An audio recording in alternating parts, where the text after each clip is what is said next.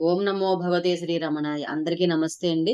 అందరూ కూడా భగవాన్ అనుగ్రహంతో అందరము బాగుండాలని సరాభావాన్ని ప్రార్థిస్తూ ఉన్నాను. ఈ రోజున అరుణాచల అక్షర మణమాలలోని 51వ చరణం నుంచి అయితే మనము విందాము. తాకి కృపాకరము నన్ను గలియకున్న నిజము నిషింతు బ్రో వరుణాచల. ఓ అరుణాచల, నీ దయ కలిగిన చెయ్యి నాకు అందివ్వు. అలా చేయకపోతే ఈ సంసార సముద్రంలో మునుగుతాను. నేను నిజమే చెప్తూ ఉన్నాను. నీ దయ లేకపోతే నేను నశించిపోతాను. నాపై నీ దయ ఎప్పుడూ చూపించు, నన్ను కాపాడు. రమణులు తమ దయను పశుపక్షి మృగాదుల మీద ప్రసరింపజేసేవారు. భగవాన్ దయాసాగరుడా అని శ్రీ రమణులను ఒకసారి ప్రశ్నించారు. సమాధానంగా సముద్రమునకు ఒక హద్దు లేక చెలియకట్ట ఉన్నది. భగవాన్ దయకు అటువంటి హద్దు లేదు, అనంతమని రమణులు జవాబు చెప్పారు. ఇటువంటి భగవాన్ దయ దానిని మనకందరికీ అందజేయమని రమణులు జీవుల పక్షాన ఈ వాదంలో ప్రార్థిస్తూ ఉన్నారు. తర్వాత 52వది అయితే మనం విందాం. దోషరహిత నీవు నాతో నైక్యమయి నిత్యానందమాయ నోర్పు మరుణాచల. నిష్కళంకమైన పరిపూర్ణత నీది. నీతో ఐక్యమైతే నాకు కూడా పరిపూర్ణత లభిస్తుంది. ఆ స్థితి ఆనందమయం. ఆ స్థితి నీ అనుగ్రహం వలనే సాధ్యమవుతుంది. నన్ను నీతో ఐక్యం చేసుకుని నిరవధికమైన ఆనందమయ స్థితిని అనుగ్రహించు అరుణాచల. తమ జీవిత సర్వస్వాన్ని భగవాన్ సేవకు అర్పించిన వారిని ఉద్దేశించి 1950 ఏప్రిల్ 14న రాత్రి 8:57 మహాభినిష్క్రమణం చేయడానికి కొద్ది క్షణాల ముందు రమణులు పలికిన పూర్ణ భావనమైన మాట థ్యాంక్స్. మళ్ళీ ఆయనే అంటే సంతోషం అని అర్థం అన్నారు. భగవంతుడు మానవ శరీరం ధరించి వచ్చినప్పుడు ఎంత వినమ్రంగా ఉంటాడో ఈ సన్నివేశం చెప్తుంది. నేను ఎక్కడికి వెళతాను, ఇక్కడే ఉంటాను అంటూ సెలవు తీసుకున్నారు రమణులు. ఆయన చెప్పినట్లుగానే నేటికి అరుణాచలం నుంచి రమణుల కరుణ కురుస్తూనే ఉంది.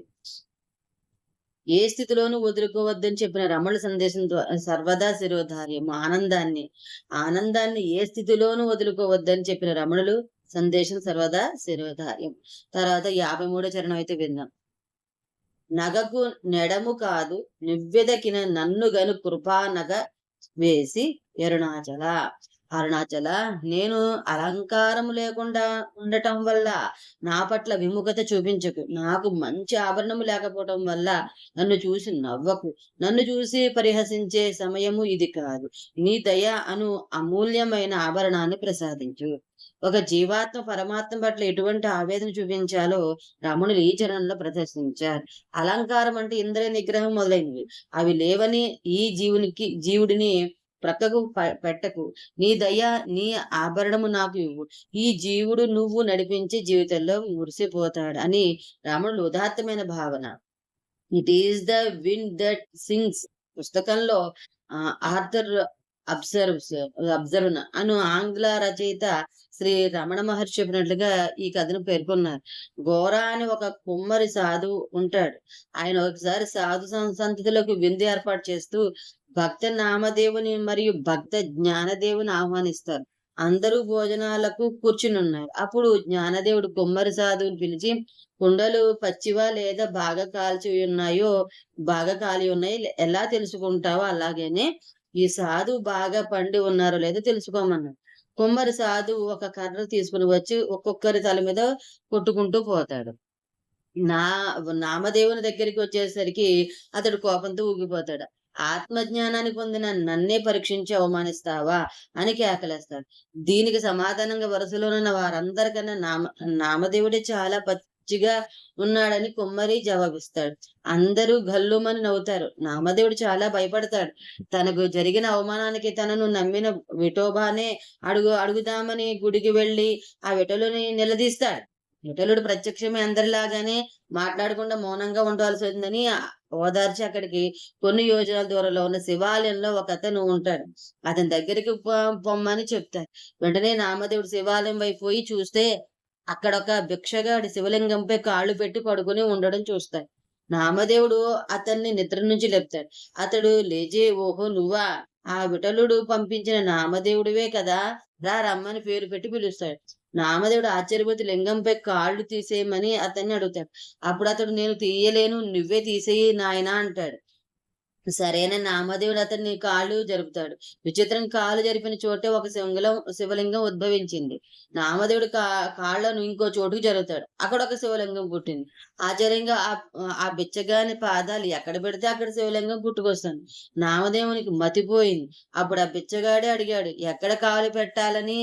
నీ తొడపైనే పెట్టుకోమన్నాడు బిచ్చగాడు. నామదేవుడు అలాగే చేశాడు. ఈసారి తానే శివలింగం అయిపోయాడు. అంటే నామదేవునికి ఇప్పుడు ఆత్మజ్ఞానం కలిగింది. రమణులు ఈ చరణంలో కోరుకున్న దయ అను ఆభరణం ఇది అన్నమాట. తర్వాత మనం 54వ చరణం అయితే విందాం. నానలేదే వెదుక నేనయి నీ ఒంటి స్థాణువై నిలిచితి అరుణాచల. అరుణాచల, నేను అన్నిటినీ విడిచి వేసేసాను. నీవే నాకు దిక్కని తలచి నీ దగ్గరకు చేరాను. నువ్వు నన్ను దగ్గరకు తీసుకుంటావనుకున్నాను. కానీ నీవు ఏమీ కదలిక లేకుండా ఒక స్థాణువుల స్తంభంగా నిలబడ్డావు. ఎందుకయ్యా? నాపై నీకు ఈ నిర్లక్ష్యం ఎందుకు? మధుర భక్తి సంప్రదాయంలో భక్తుడు ఒక విరహిణిగా మారాడు. భగవంతుడే ప్రియునితో దెబ్బలాడుతూ ఉన్నాడు.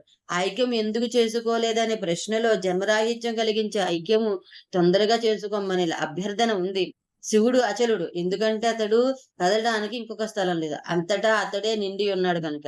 అథర్వ వేదం శివుని స్థాణువని పిలిచింది. పురాణాల ప్రకారం అరుణాచలేశ్వరుడు ఒక స్తంభం. బ్రహ్మ విష్ణువుల ఆ స్తంభపు ఆది అంతము కనుక్కోవడానికి ప్రయత్నించిన విషయం ప్రసిద్ధి. ఈ స్థాణువు అనే పదంలో మన ప్రాచీన కవులు అద్భుత భావాలు సృష్టించారు. స్థాణువు ఒక్కొండు మగవాడు తలక కుమియ ఫలమొసగే నట్టే కనియక పద్మవధన పద్మ నసుర గూర్మి నొసగ నీవలదే పుష్పమైన ననుమాడ్కి నుమిసిన నెలరే బొడగ. స్థాణువు అంటే పొగడ అని, శివుడు అని అర్థాలు.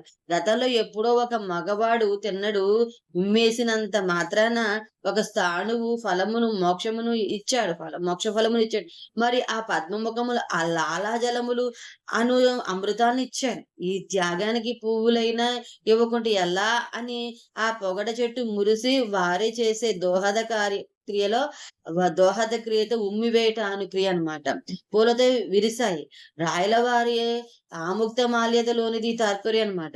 పార్వతీ శివులతో భార్య భర్తల మధ్య స్థాణువు అనే పదంతో చెట్టు అని అర్థం తీసుకుని ఒక చాటు కవి ఇలా మాటలతో ఆడుకున్నాడు.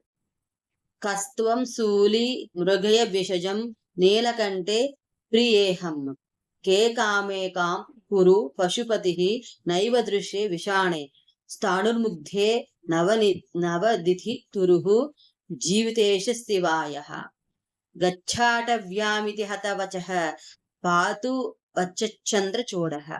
పార్వతి కస్తం ఎవరు నువ్వు? శివుడు శూలి శూలం ధరించిన వాడు. పార్వతి శూలి అంటే తలనొప్పి అని కూడా అర్థం కనుక మృగే విషజం వైద్యుణ్ణి వెతుక్కో. శివుడు నీలకంటే ప్రియేహం, ప్రియ నేను నీలకంఠుండి. పార్వతి నీలకంఠ అంటే నెమలి అని ఇంకొక అర్థం. కే కామేకాం పురుహు నెమలివా అయితే అరువు. శివుడు నేను పశుపతిని. పార్వతి పశుపతి అంటే ఎద్దు అని ఇంకొక అర్థం కనుక నైవ దృశ్యే విషాణే కొమ్మలెక్కడా కొమ్ములెక్కడ. శివుడు స్థాణుని ముగ్ధే, ఓ ముగ్ధ నేను అంతటా నిండి ఉన్నవాడిని స్థాణువును. పార్వతి స్థాణువు అంటే చెట్టు అన్న అర్థాన్ని తీసుకుని నవదితి తరుహు చెట్టు ఎక్కడ. శివుడు జీవితేశ శివాయ, నీ జీవితేశ్వరుడైన శివుణ్ణి. పార్వతి శివ అంటే మృగం అంటే అర్థం తీసుకుని గచ్చాటవ్యామ అడవుల్లో తిరుగు. ఇలా మాటల్లో ఒడిసిన శివుడు రక్షించుగాక అంటూ మాటల చమత్కార శ్లోకం ముగిసింది. అమ్మవారిని కల్పతలతో పోలుస్తూ శంకర భగవత్పాదులు కృతస్థానుస్థాన కుచ్చ ఫలనత సూక్తిన సరస పార్వతీదేవి అనే జ్ఞానానందలకు తగ్గ శివుడనే మోడ్రుడని పెనవేసుకున్నదాన్ని అన్నారు తమ తవ సౌందర్య లహరిలో. స్థాణువు అనే రమణుల పదప్రయోగము ఎంతో విశిష్టమైంది. తర్వాత 55వది అయితే విన్నాం. నీ జ్వాలగాల్చినన్ నీరు శేషుడు మున్నే నీ కృప వర్షించు అరుణాచల. ఓ అరుణాచల, నీ జ్ఞానాగ్ని అను జ్వాల అన్నింటినీ, మంచిని చెడుని కూడా కాల్చివేస్తుంది, భస్మం చేస్తుంది. ఆ జ్ఞానాగ్ని నన్ను దహించి బూడిద చేయక ముందే నీ దయను చల్లని నీటిని నాపై వర్షించి నన్ను రక్షించు. నీరుకు ఈ చరణలు బూడిద అని అర్థం. జ్ఞానము, భక్తి రెండిటిని రమణుల ఈ చరణంలో తనదైన శైలిలో వివరించారు. ఆత్మ సాక్షాత్కారము తరువాత, అనగా జ్ఞానం కలిగిన తరువాత, బ్రహ్మాను విద్వాంసునిచే సృష్టించబడిన పుణ్యం పాపం రెండు జీవునికి అంటవు.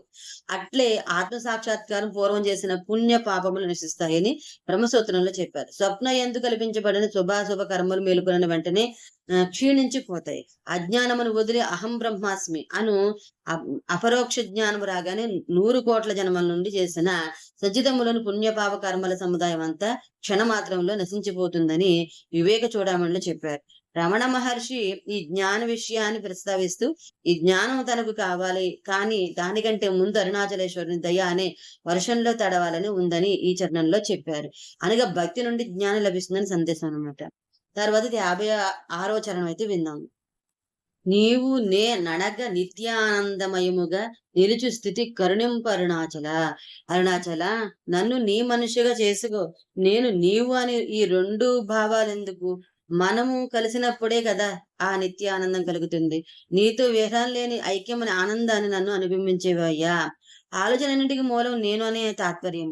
ఈ నేను అంటే ఏంటి, ఎక్కడి నుంచి ఉదయిస్తుంది అని ఆరా తీస్తే మనసు తన మూలమైన ఆత్మలో విశ్రమిస్తుంది. అప్పుడు ఆనందంగా ఉంటుందని ప్రతిబింబించి భ్రమణులు అదే విషయాన్ని ఈ చరణంలో మరొక రకంగా ప్రస్తావించారు. స్వామితో విహారం అనేది లేకుండా ఉండాలని, అప్పుడే ఆనందమని రమణుల సందేశం. నేను ద్వారా నిజమైన ఆత్మను తెలుసుకో, అప్పుడు సత్యము సూర్యోదయ కాంతిలాగా ప్రకాశిస్తుంది. ప్రతాపర్యము చూపుతుంది. నీ మనసుకు ఏ బాధ బంది ఉండవు. అసలు ఆనందం వెలువై ప్రవహిస్తుంది. ఆనందము ఆత్మ వేరు కావు, 2 ఒకటేనని తెలుస్తుంది. ఈ ఆత్మజ్ఞానం పొందితే ఇక సందేహాలకు తావే ఉండదు. సందేహం లేకపోతే అంత సచ్చిదానందమే. ఇది మహర్షి శ్రీ రమణులు నిత్యాన్వేషి అయిన బ్రిటన్ రచయిత పాల్ బ్రంటన్ కు చెప్పిన మాటలు. ఈ ఆనంద సాధనను ఈ చరణంలో వివరించారు. మహర్షి రమణులు సన్యసించి అరుణాచలంలో ఆవాసం ఏర్పరచుకున్నది అందరికీ తెలిసిందే. కాలు అని 1926 ప్రాంతంలో ఒక భక్తుడి స్వామి ఆశ్రమమునకు ఆవు దూడను దానం వేస్తే స్వామి గ్రహించి, ఇక నావిగా నీవే చూసుకో అన్నారు. అతను మొండిగా మీ వద్దనే ఉండవలనంటే ఆశ్రమంలోని ఒక భక్తుడు తాను చూసుకుంటూ ఉన్నాడు. కొంతకాలం తర్వాత కారణాంతరం చేత ఆవు దూడను పశుపతి అన్న పశు సంపద బ్రాహ్మణునికి అప్పచెప్పడం జరిగింది. ఆయన ఇల్లు అరుణాచలం ఊరిలోను. ఒక రోజు స్వామి ఆశీస్సులను పొందుటకు ఆ మాతా వసతులను ఆశ్రమం తోడుకొని వచ్చినారు ఆ బ్రాహ్మణుడు. స్వామి దర్శనం అనంతరం ఆ దూరమైన ఆ దారిని గుర్తు పెట్టుకుని రోజు స్వామి దర్శనానికి వచ్చేది. ప్రొద్దుటి నుండి సాయంకాలం వరకు స్వామి సన్నిధిలోనే గడిపి సాయంకాలం తన గూడికి చేరేది. దానికి రమణ లక్ష్మి అని పేరు పెట్టుకున్నారు. ఆ ఆవు ప్రతిరోజు స్వామి ఆసనమునకు ప్రదక్షిణలు చేసేది. ఇది ఆ గోవుకి నిత్య కార్యం. స్వామి ఎంతో ప్రేమతో తన సన్నిధిలో ఉన్నప్పుడు ఆయనకు వత్తిలిచిన పండ్లు ఫలం ఎంతో ప్రేమతో లక్ష్మికి తినిపించేవారు. ఆసనంలో సరిగ్గా 12 గంటలకు భోజనకు ఎలుగెత్తి పిలిచేవారు. ఆ తర్వాత రాను గంట కొట్టుట మొదలైంది. స్వామి భక్తుల నడుము ఎంతో వారితో సంభాషణతో నిమగ్న సమయంలో ఈ ఆవు అక్కడ పిలుపు వినిపించగానే స్వామి ఎదుటికి వచ్చి నిలిచేది. స్వామి కూడా వెంటనే ఓహో భజన సమయమైంది, లక్ష్మి పిలుచుచున్నది అని మది తలచి వెంటనే బయలుదేరేవారు. ఆ సమయంలో లక్ష్మిని చూసినంతనే లక్ష్మి పెద్ద అయింది. ఆశ్రమం పెరిగిపోయింది. ఆశ్రమంలో గోశాల నిర్మిస్తే లక్ష్మి స్వామి వద్దకు వచ్చి ఆయనను తోడుకుని పోయే వరకు మొండిగా ఆయన వద్దనే కూర్చుని ఆయనను పిలుచుకొని పోయి ఆయన గోశాలలో అడుగుపెట్టిన తర్వాత తాను అడుగుపెట్టినది. అది గోవు యొక్క గొప్పతనం. మరి యొక్క విచిత్రమైన విశేషం ఏంటంటే, ఆ యావు 3 ఈతలను రమణుల వారి జన్మతిథి అందే కన్నది. వారి అనుబంధం మాటలకు అందంది. ఆ రోజు 18 జూన్ 1948 సర్వధారి అని ఆణి మాసం అనగా జ్యేష్ఠ మాసం శుక్లపక్ష ద్వాదశి విశాఖ నక్షత్రంలో శుక్రవారం అంటే లక్ష్మీవారం పగలు 11:30కి కొందరు గురువారాన్ని ఈ విధంగా పిలుచుకుంటారు. లక్ష్మీ సమానమై 9 కానుపులు కలిగిన ఆ 9 కానుపులను కలిగిన ఆ గోమాత స్వామివారి తన చేతిలో ఆవును నిమిరి తమ చెంపను ఆవు చెంపకు తాకించి ఆవు గుండెపైన తన అరచేయిని కొద్దిసేపు సన్యాస దీక్ష ఇస్తున్నారా అన్నట్లు ఉంచి అమ్మా ఇక వెళ్ళనా అని సెలవు తీసుకుని సమావేశ సదనము చేరినంతలో బ్రహ్మైక్యం పొందింది. స్వామి ఒక సన్యాసిని ఎటువంటి సత్కారాలతో సమాధి చేస్తారో ఆ మర్యాదతో అంతిమ సంస్కారము నెరపమని సెలవిచ్చినారు. ఆవు గొప్పదనం అంటే ఇది. చెరుకు రామ్మోహన్ రావు గారు రచనగా తెలుగు మాసపత్రికలో ఈ విషయం గురించి చెప్పి ఉన్నారనమాట. ఈ చరణంలో మనసు అంటే ఆవు తన మూలమైన ఆత్మలు రమణలో విశ్రమించాలనే అభిలాష అనమాట. తర్వాత మనం 57వ చరణం అయితే విందాం. అనురూపు నిన్నునే మిన్ను రూపం చేర భావోన్ము రూపుడాగు అరుణాచల. ఓ అరుణాచల, నీవు అంతటా వ్యాపించి ఉన్నావు. అణువు రూపంలో నువ్వున్నావు. నీతో నేను ఎలా ఐక్యం కాగలను? నా మనసులోని ఎడతెగని ఆలోచనలు అలలో అణిగిపోవటానికి నీ పొందు కావాలి. ఎప్పుడు అది నాకు లభిస్తుంది? అరుణాచలుని దయ వల్ల మాత్రమే మనసు నిశ్చలమవుతుంది. ఆలోచనలు నశిస్తాయి. దానికి ముందుగా భగవంతుని ధ్యానము చెయ్యాలి. వాయునా నీయతే మేఘః పునస్తే నైవ నీయతే మనసా కల్ప్యతే బంధు మోక్షస్తే నైవ కల్ప్యతే. వాయువుచే తీసుకురాబడిన మేఘాలు మరలా దాని చేతనే ఎగురగొట్టబడి పోతూ ఉన్నాయి. అట్లా మనసుచే కల్పించబడిన బంధము తొలగొట్టుకు మనసే యత్నించాలి. మనసు వల్లనే మోక్షం కూడా కల్పించబడుతున్నది. ఈ నేపథ్యంలో రమణుడి మాటలను పరిశీలించాలి. సూర్యుడు లేకపోతే చంద్రుడు వెన్నెలు వెరజల్లడు. అలాగే ఆత్మ లేకుండా మనసు ఉండజాలదు. మనసు లేకుండా జగత్తు ఉండజాలదు. ఆత్మ సాక్షాత్కారమైన జ్ఞాని ఈ సత్యాన్ని గ్రహించి ప్రపంచంలో జరిగే వాటన్నింటినీ చూస్తూ ఉంటాడు. 3 అవస్థలు అంటే మేల్కొనడం, కలగనడం, గాఢ నిద్ర. ఆత్మ అనే తెరపై వస్తూ పోతూ ఉండే దృశ్యాలన్నమాట. సినిమా తెర వంటిది ఆత్మ కూడా. ఆ తెర మీద జలపాతం దృశ్యం వచ్చినంత మాత్రాన తెర తెలిసిపోదు. అలాగే మంటలు చెలరేగుతున్న దృశ్యం వచ్చినప్పుడు తెర తగలబడిపోదు. ఈ స్థితిని అందుకోవడానికి మనిషికి ఎంతో తపన ఉండాలి, కృషి ఉండాలి అని రమణులు చెప్పారు. ఈ రమణులు కొత్తగా ఏ సిద్ధాంతాన్ని ప్రతిపాదించలేదు. కానీ ఆత్మ సాక్షాత్కారానికి ఒక మార్గం చూపారు. మనసంటూ వేరే ఏదీ లేదు. ఆలోచన సమూహం మనసని అంటారు. అన్నింటికన్నా మొదటి ఆలోచన నేను అనేది. ఆ ఆలోచన ఎక్కడి నుంచి వస్తుందో ఆరా తీస్తే అది తన మూల్యమైన చైతన్యంలో ఇంకిపోతుంది. నిత్యమైన అభ్యాసం వల్ల ఆ చైతన్యంలో ఉండగలిగే స్థితి సిద్ధిస్తుంది. దీన్ని ఆత్మనిష్ట అంటారు. జగత్తు వలనే జీవుడు, ఈశ్వరుడు అనేవి కూడా మనోకల్పితాలే అంటారు శ్రీ భగవాన్. ఈ మనస్సు నిశ్చలతలకు మనం కూడా దైవాన్ని ప్రార్థిద్దాం. తర్వాతది 58వ చరణం అయితే మనం విందాం. సూత్రజ్ఞానం లేని పామరు నా మాయ జ్ఞానము గోసి కావరుణాచల. అరుణాచల, ఏ శాస్త్రాన్ని చదవని పామరుణ్ణి, నా అజ్ఞానాన్ని మొదలంటా నరికివేయి. నన్ను నీ అనుగ్రహంతో రక్షించు. శరణాగతత్వం ఇందులో కనిపిస్తుంది. ఎదురుగా కూర్చున్న శిష్యుని గురువు ఒకసారి పరమ ప్రేమతో అలా చూస్తారు. అంతే. శిష్యుడికి జ్ఞానబోధ జరుగుతుంది. తత్వం తెలుసుకోవాలని పాల్ బ్రెంటన్ అనే ఒక విదేశీయుడు భగవాన్ రమణుల దగ్గరికి వచ్చారు. రోజు రమణుల సమక్షంలో కూర్చునేవారు. రమణుడు మౌనస్వామి. ఎప్పుడో తప్ప నోరు విప్పేవారు కాదు. అక్కడ ఒక ఆసనంలో కూర్చుని తనలో తాను రమిస్తూ ఉండేవారు. పాల్ బ్రెంటన్ రోజు రావడం, అక్కడ కూర్చోవడం, రమణులు ఏమి మాట్లాడకపోవడం, ఇలా చాలా కాలం జరిగింది. ఆయన విసిగిపోయి ఇక వెళ్ళిపోదామని నిర్ణయించుకుని తన సామాన్ సర్దుకుని ఇక గురువు గారికి చివరిగా ఓ నమస్కారం పెట్టడానికి వచ్చి కూర్చున్నారు. రమణులు తీక్షణంగా ఆయన కేసి చూశారు. అంతే. అజ్ఞానపు చీకట్లు విచ్చిపోయాయి బ్రెంటన్కు. భారతీయ తత్వ వైభవాన్ని ప్రపంచానికి అందించడానికి ఎన్ని పుస్తకాలు రాశాడు ఆయన. అది నయన దీక్ష. గురువు తన కంటి చూపుతో పాల్ బ్రెంటన్ అనుగ్రహించారు.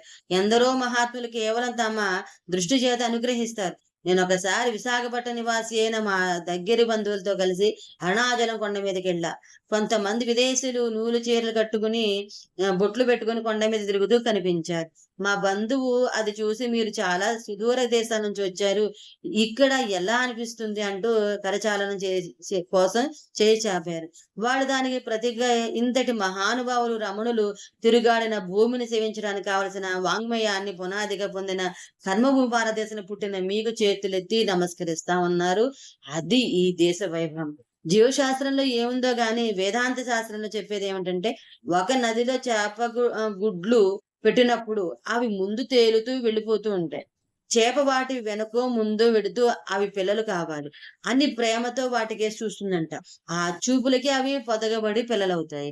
చూపుల చేత పోషించి ఆత్మశక్తిని, ఆత్మానుభవాన్ని ఇవ్వగల దక్షత ఉన్న గురువు చూపు కనుక నయన దీక్ష. దానికి మీనాక్షి పరదేవత సంకేతం.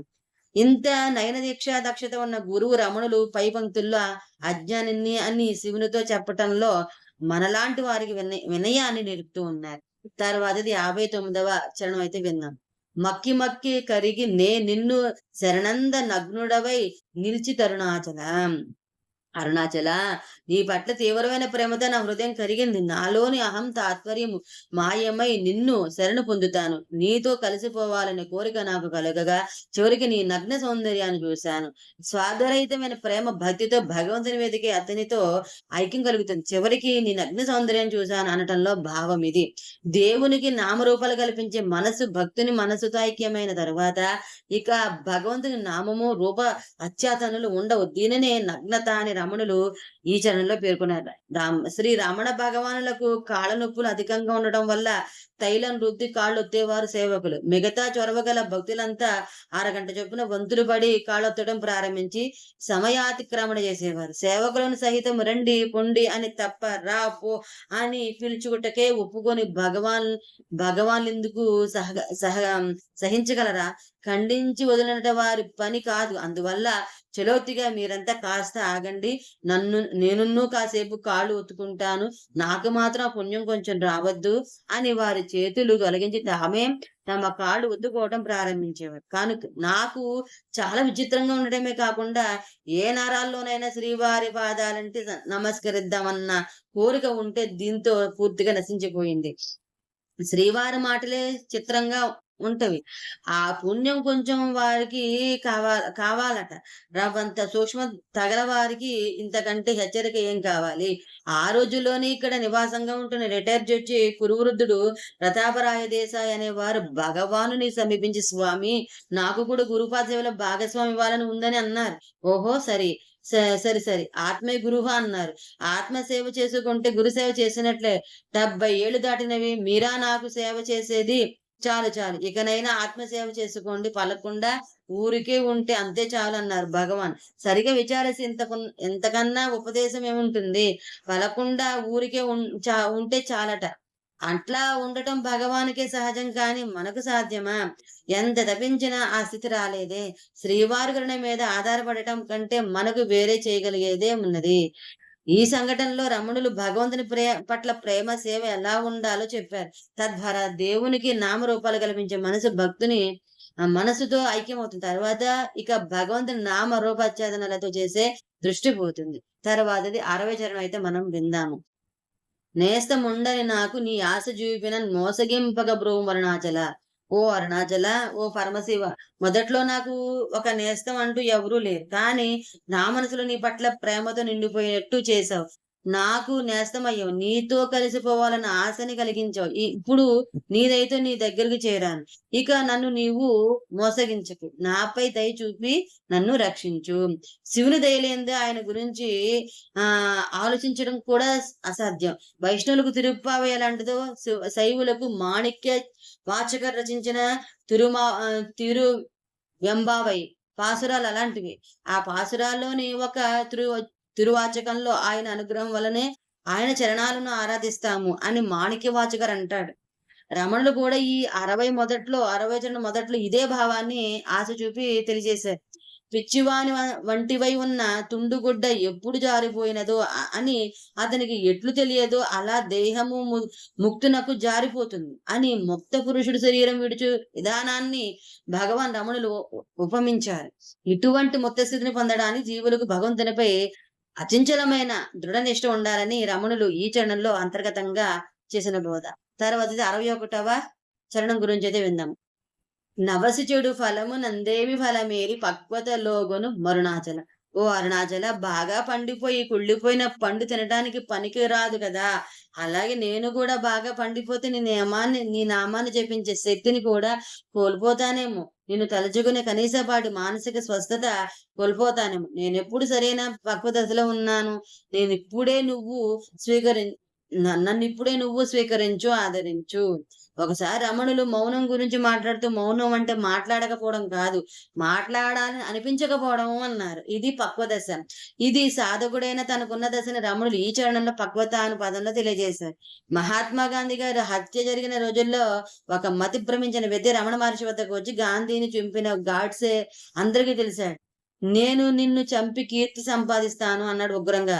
భగవాన్ చంపు నాయన, నాకీ దేహ బాధ తప్పుతుంది అన్నారు.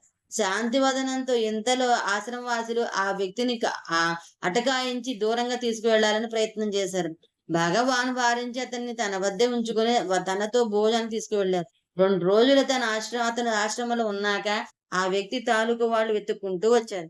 జరిగిన విషయం తెలుసుకుని, మన్నించండి, అతనికి మతి స్థిమితం లేదు, ఏదైనా తరుణోపాయం ఉపదేశించండి అని మహర్షిని వేడుకొన్నారు.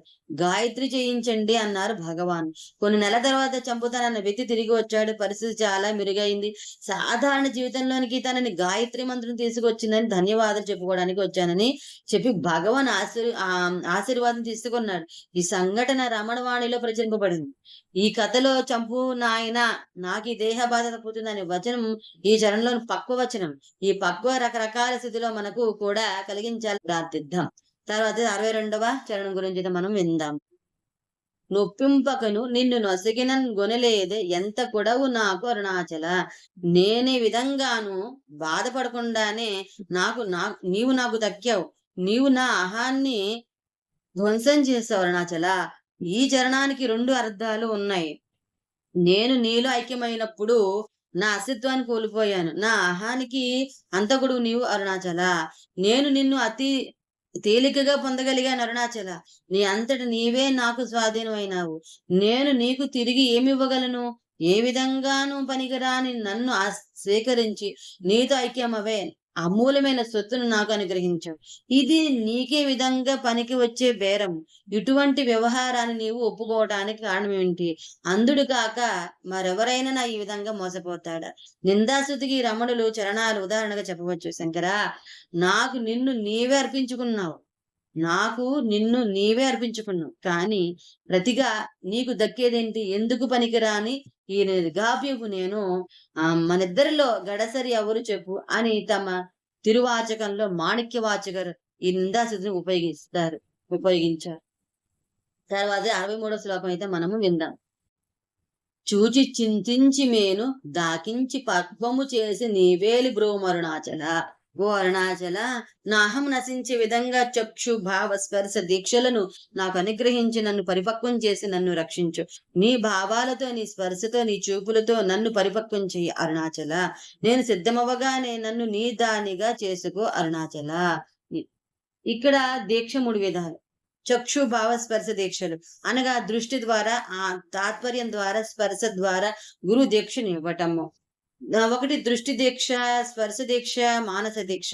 తన గురువు దివ్య దృష్టి ద్వారా శిష్యునికి దీక్షనిచ్చుటకు దృక్ దీక్ష అంటారు. తాబేలు తన బిడ్డపై చూపు ప్రసరించగానే బిడ్డ శక్తివంతమవుతుంది. అలాగే గురువు అనుగ్రహ వీక్షణతో సూర్యుడు శక్తివంతుడు అగును.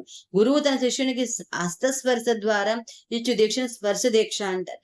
తన స్పర్శతో ఇనుమును స్వర్ణంగా మార్చు పరశు వేదిలా గురువు తన అమృత స్పర్శతో శిష్యుని ఆశీర్వదిస్తారు.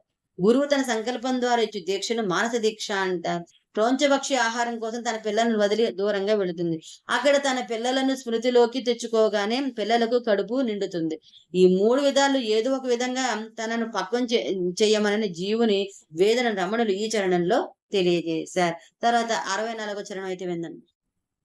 మాయా విషము పట్టి తలకెక్కి చెడుమున్నే కరుణ పట్ట సగి బ్రో అరుణాచల. ఓ అరుణాచల, మాయ అనే విష సర్పము నన్ను కాటివేసింది. దాని విషం నా మెదడికి ఎక్కి దాని వల్ల చెడడానికి ముందే నన్ను కాపాడు అనుగ్రహించు. ఒకసారి కొందరు సంస్కృత విద్వాంసులు ఉపనిషత్తుల గురించి, శాస్త్రాల గురించి శ్రీ భగవాన్తో చర్చిస్తూ ఉన్నారు.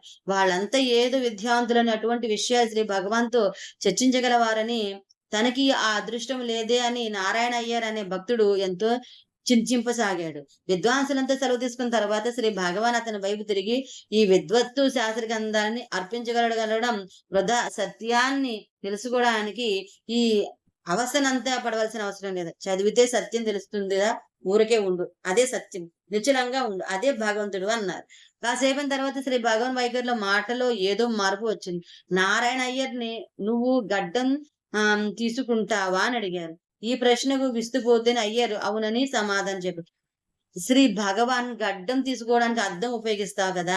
అద్దంలో చూసుకుంటూ నీ ముఖం మీద ఉన్న గడ్డాన్ని గీసుకుంటావే గాని, అద్దంలో ఉన్న ప్రతిబింబాన్ని కాదు గదా! అన్ని మంత్ర గ్రంథాల సాక్షాత్కారానికి మనకు దారి చూపేవే. వాటిలో చెప్పిన వాటిని అభ్యసించాలి, సాధించాలి. కేవలం పుస్తకాల పరిచయము, వాటి గురించి చర్చల అద్దంలోని ప్రతిబింబానికి గడ్డం గీయడం లాంటివే అన్నారు. ఈ మాటలతో నారాయణ అయ్యర్ కొండంతట బలం వచ్చింది. పుస్తకాల్లోనే అంతా ఉందనుకోవటం ఒక మాయ. పుస్తకాలను ఉపన్యాసాన్ని దారి చూపడానికి ఉపయోగించుకోవాలి. అదే దారి అనుకోకూడదు. ఈ మాయను దాటి ఆహ్, అలసైన సత్యము రమణుల అనుగ్రహం వలనే ప్రాప్తిస్తుంది. తర్వాత 65 చరణం అయితే మనం విందాం. కనుకృపన్ మాయాంతరంబుగా కృపగణని వేని గను నీకెవ్వరు చెప్పుట అరుణాచల. ఓ అరుణాచల, ఓ పరమశివ, దయతో నా వైపు చూసి నా అజ్ఞానాన్ని అవిద్యని పోగొట్టు. నీవు తప్ప నాకు వేరే దిక్కు లేరు. ఈ దీనుని గురించి నీకు చెప్పేవాళ్ళు కూడా ఎవ్వరూ లేరు. అరుణాచలేశ్వరిని ఒక తల్లిలాగా తనను బిడ్డలా రమణులు ఈ చరణంలో చెప్తున్నారు. బిడ్డని తల్లి ఎంత సహజ ప్రేమతో కాపాడుతుందో అలా తనను కాపాడన్న జీవుని ఆవేదన. ఆ ఆవేదనకు నివేదన ఈ చరణం. భగవంతుని స్వశక్తి వల్లనే సృష్టి జరుగుతుంది. జగత్తంతా మాయ అంటాం. అసలు మాయే మాయ కదా! దానిని ఎవరైనా వెలుపల నుండి కదా చూడాలి. అటువంటప్పుడు మాయలోని తారతమ్యాన్ని ఎలా గుర్తించగలం? జగత్తు ఒక దృగ్విషయం. ఈ దృశ్యమాన జగత్తు ఏ మార్పు చెందనట్టి ఒక ఏకైక సత్య వస్తువు యొక్క సత్తాపై ఆధారపడి ఉన్నది. జగద్వ్యవహారంలో మునిగి ఉన్నావు కాబట్టి ఈ జగత్తు నీకు సత్యంగానే గోచరిస్తుంది. జగత్తుకు అతీతంగా పో. అప్పుడది మాయయ్యై సత్యం ఒక్కటే నిలుస్తుంది. మనసు బహిర్ముఖమై ఉన్నప్పుడు జగత్తు యొక్క ఉనికి బాహ్యమైన వస్తువుగానే గోచరిస్తుంది. అట్టి సమయంలో మనసు ఆత్మలో తన అనన్యాత్మకతను పోగొట్టుకుంటుంది అని రమణులు మాయను గురించి చెప్పారు. జగత్తుకు అతీతంగా మాయను చూసే శక్తిని ఇమ్మని జీవుని ఆవేదన రమణులు ఈ చరణంలో చెప్పారు. భగవాన్ రమణులు ప్రొజెక్టర్‌లోని ల్యాంప్ ఆత్మప్రకాశం అయితే, ఫిల్మ్ వాసనామయ చిత్తమని ప్రాణం ప్రొజెక్టర్‌లోని మోటార్ అని తెర జగత్తు అని చూసే ప్రేక్షకుడు ఆనందంలో మునగటం భ్రాంతి అని మరో చోట నిర్ణయము రాశారు. తర్వాతది 66వ చరణం అయితే మనం విందాం. పిచ్చి వేడ నిన్ బోల్ పిచ్చి చేసితేదయన్ పిచ్చిని మాన్పు మందమరుణాచల. ఓ అరుణాచల, ఈ ప్రపంచం పట్ల నాకు ఉన్న పిచ్చిని విడిచి నీవంటే విపరీతమైన పిచ్చిని ఎక్కించుకున్నాను. ఈ పిచ్చి కూడా పోవాలంటే ఏదో మందును నీవే ఇవ్వాలి. రమణులు కోరుతున్నది అద్వైత స్థితి. జీవునికి దేహానికి తేడా లేని అద్వైత స్థితిలో పిచ్చి ఇష్టము అయిష్టము ఇలాంటి ఉండవని ఆ స్థితి అనే మందును అనుగ్రహించమని తాత్పర్యం. విషయకర్మ ఇంద్రియాల పట్ల ప్రేమ ఈశ్వర కర్మగా ఈశ్వరుని పట్ల ప్రేమ మారాలి. అది అద్వైత స్థితికి మొదటి మెట్టు. ఏ మమకారము లేని వారి చరణాల పట్ల మమకారం కలిగి ఉండు. ఈ మమకారం అంటే ఇతర మమకారాల నుండి విముక్తి లభిస్తుందని తిరుకుక్కర్లో తిరువళ్ళువర్ చెప్పిన తాత్పర్య రమణ భావానికి దగ్గరగా ఉంది. తర్వాత 67వ చరణం అయితే మనము విందాము. నిర్భీతి నిను చేరు నిర్భీతి నన్ను చేర భీతి నీకేలకు అరుణాచల. ఓ అరుణాచల, నువ్వు నిర్భయుడివి, భయము లేనివాడివి. నేను ఏ భయము లేకుండా నీలో కలవాలి నీ దగ్గరకు వచ్చాను. అన్ని భయాలను నేనే వదులుకున్నప్పుడు నీకు మాత్రం భయం ఎందుకు? ఈ చరణంలో మొదటి మాటికి తమిళ్లలో భీతి ఇల్లు, కొంతమంది భయంతో అని కూడా అర్థం చెప్తున్నారు. ఈ ప్రపంచపు జీవితం పట్ల నాకు భయం ఉంది. ఆ భయంతో నీ శరణు కోరదామని నేను ఇష్టపడుతున్నాను. ఎందుకయ్యా సంకోచించబడతావు? నా భయాన్ని పోగొట్టి నన్ను నీలో కలుపుకోవటం నీ బాధ్యత అని ఇంకో అర్థం సమన్వయం వస్తుంది. ఇది కూడా రమణీయంగా ఉంది. ద్వంద్వం అంటే రెండు అను తాత్పర్యం ఉన్న చోట భయం ఉంటుంది. జీవుడు దేవుడు ఒకటే అనుకున్నప్పుడు ఇంకా భయం ఏముంది? భయం అనే మాటకి ఆస్కారం ఏముంది? నేను ఏ భయము లేకుండా నీలో కలవాలని నీ దగ్గరకు వచ్చాను అనుంటలో జీవుని ధీమా అది. రమణుడు బోధించిన నేనెవరిని అని తెలుసుకోవడం వల్ల భయం పోతుంది. అరుణాచలం రావటానికి ముందు మధురలో జరిగిన సంఘటనను వివరిస్తూ ఆనాడు మృత్యు భయం మాయమైంది. ఆ క్షణం నుండి అవిచ్ఛిన్నంగా ఆత్మలో లీనమైపోయాను అన్నారు శ్రీరాముడు. ఇది భక్తులకు కూడా అనుగ్రహించడమే ఈ చరణ రచన అనమాట. తర్వాతది 68వ చరణం అయితే మనం విందాం. అల్పజ్ఞానమదేది సుజ్ఞానమేధయ ఐక్యమంద కరుణింపరుణాచల. ఓ అరుణాచల, ఏది నిజమైన జ్ఞానము, ఏది అల్పజ్ఞానము నాకు తెలియదు. నువ్వే అన్ని భ్రమలను తొలగించి దయతో నాకు ఈ సత్య జ్ఞానం బోధించు. జీవితమైన ప్రతి క్షణము విలువైనదే. ఏ క్షణమునైనా ప్రాణం పోతుందో మనకు తెలియదు. ముక్త పురుషులు శరీరం ఉండగానే శరీరాన్ని పంచభూతాలకు అప్పచెప్తారు. వారు ఎప్పుడైనా శరీరం విడిచెడుకు సిద్ధంగా ఉంటారు. అనగా శరీరం ఉండగానే శరీరమును విడిచిన వాడు ముక్తుడు. సామాన్యమైన మనం దేహభ్రాంతితో అజ్ఞానులమైన మనము మృత్యువు సమీపించే సమయమునకు శరీరం వదులుటకు సిద్ధంగా ఉండుము. కనుక శరీరమే మనను విడిచిపెడుతుంది. శరీరముపై మమకారం విడలేదు. కనుక మరలా శరీరమును ధరించాలి, జన్మ ఎత్తాలి. భగవాన్ రాముడులు ఇక్కడ చక్కటి పోలిక చెప్పారు. పిచ్చివాని శరీరంపై ఉన్న తుండుగుడ్డ ఎప్పుడు జారిపోయిందో అని అతనికి ఎట్లు తెలియదో ఆ విధంగా ముక్త పురుషులకు శరీరం జారిపోతుంది. ఈ సత్యజ్ఞాన దేహభ్రాంతి లేని జ్ఞానం మనకు అనుగ్రహించమని రమణుడు ఈ చరణంలో స్వామికి విన్నవిస్తూ ఉన్నారు. తర్వాత 69వది అయితే మనం విందాం. భూగంధమగు మది పూర్ణగంధముగన పూర్ణగంధమసగు వరుణాచల. అరుణాచల, ఈ భూమి గంధంతో ప్రాపంచిక విషయ వాసనలతో నా మనసు నిండిపోయింది. అటువంటి నా మనసును వాసనారహితంగా చేయవలసినది నీలో సంపూర్ణంగా కలిసే అదృష్టాన్ని ఇవ్వు. పూర్ణగంధము ఇవ్వు, అప్పుడే నేను పూర్ణడగును. సంస్కార సంబంధమైన గుణాలు, లక్షణాలు, చిత్తవృత్తులను వాసనలు అంటారు. ఇవి 3 విధాలు. వాసనాత్రయం: లోక వాసనలు, శాస్త్ర వాసనలు, దేహ వాసనలు. లోకంలో గుర్తింపు పొందాలనుకోవడం, అధికులుగా ఉండాలనే కోరుకోవడం, ఏది చేసిన లోకాన్ని దృష్టిలో పెట్టుకునే చేయడం లోక వాసన. గంత్రపఠనం ఆయా విషయాల్లో ప్రజ్ఞ సంపాదించాలనుకోవడం, శాస్త్ర విజ్ఞానాన్ని కలిగి ఉండటం శాస్త్రవాసన. దేహాన్ని శుభ్రంగా ఆకర్షణీయంగా ఉంచుకోవడం, తీర్థయాత్రలు చేయడం, ఉపవాసాలు చేయడం, యోగాభ్యాసం మొదలైన సాధనాల ద్వారా ఐక ఆముష్మికాలను సాధించాలనుకోవడం దేహవాసన. ఒకసారి బెజవాడ రమ్మని పెదనాన్నగారి వద్ద నుంచి సూర్యనారాయణమ్మ గారికి జవాబు వచ్చింది. భగవాన్ గోశాల వైపు నుంచి తిరిగి వచ్చేటప్పుడు దగ్గరగా వెళ్లి వాళ్ళు రమ్మంటున్నారు, వెళితే మళ్ళీ ఆ గొడవల్లో పడతానేమోనని జగ్గుగా ఉన్నదే అని నాగమ్మ అన్నారు. భగవాన్ చిరునవ్వుతో అంతా వచ్చి మనలో పడితే మనం ఎక్కడ పోయి పడేది అంటూ నడక సాగించారు. ఆమెకు మనలో జగమున్నది గాని జగత్తులో మనము లేము అన్న అద్వైత భావమే స్ఫురించింది. మనలో జగమున్నది గాని జగత్తులో మనము లేము అను రమణుల బాధలో వాసనలను విడువమనే బోధ అంతర్గతంగా ఉంది. తర్వాత మనం 70వ చరణం అయితే మనం విందాం. పేరు దలపగనే బట్టి లాగితివి నీ మహిమ కనుదు ఎవరునా అరుణాచల. అరుణాచల, నీ పేరు తలచుకున్న మరుక్షణమే నీ దగ్గరకు నన్ను రప్పించుకున్నావు. నీ మహిమను ఎవరు తనివి తీరా వర్ణించగలరు. తన అపారమైన దయతో అరుణాచలుడు శ్రీ భగవానును చిన్న వయసులోనే ఆకర్షించి రప్పించుకున్నారు. ఎవరో అరుణాచలమని ఒక మాటన్నారట. శ్రీ భగవాన్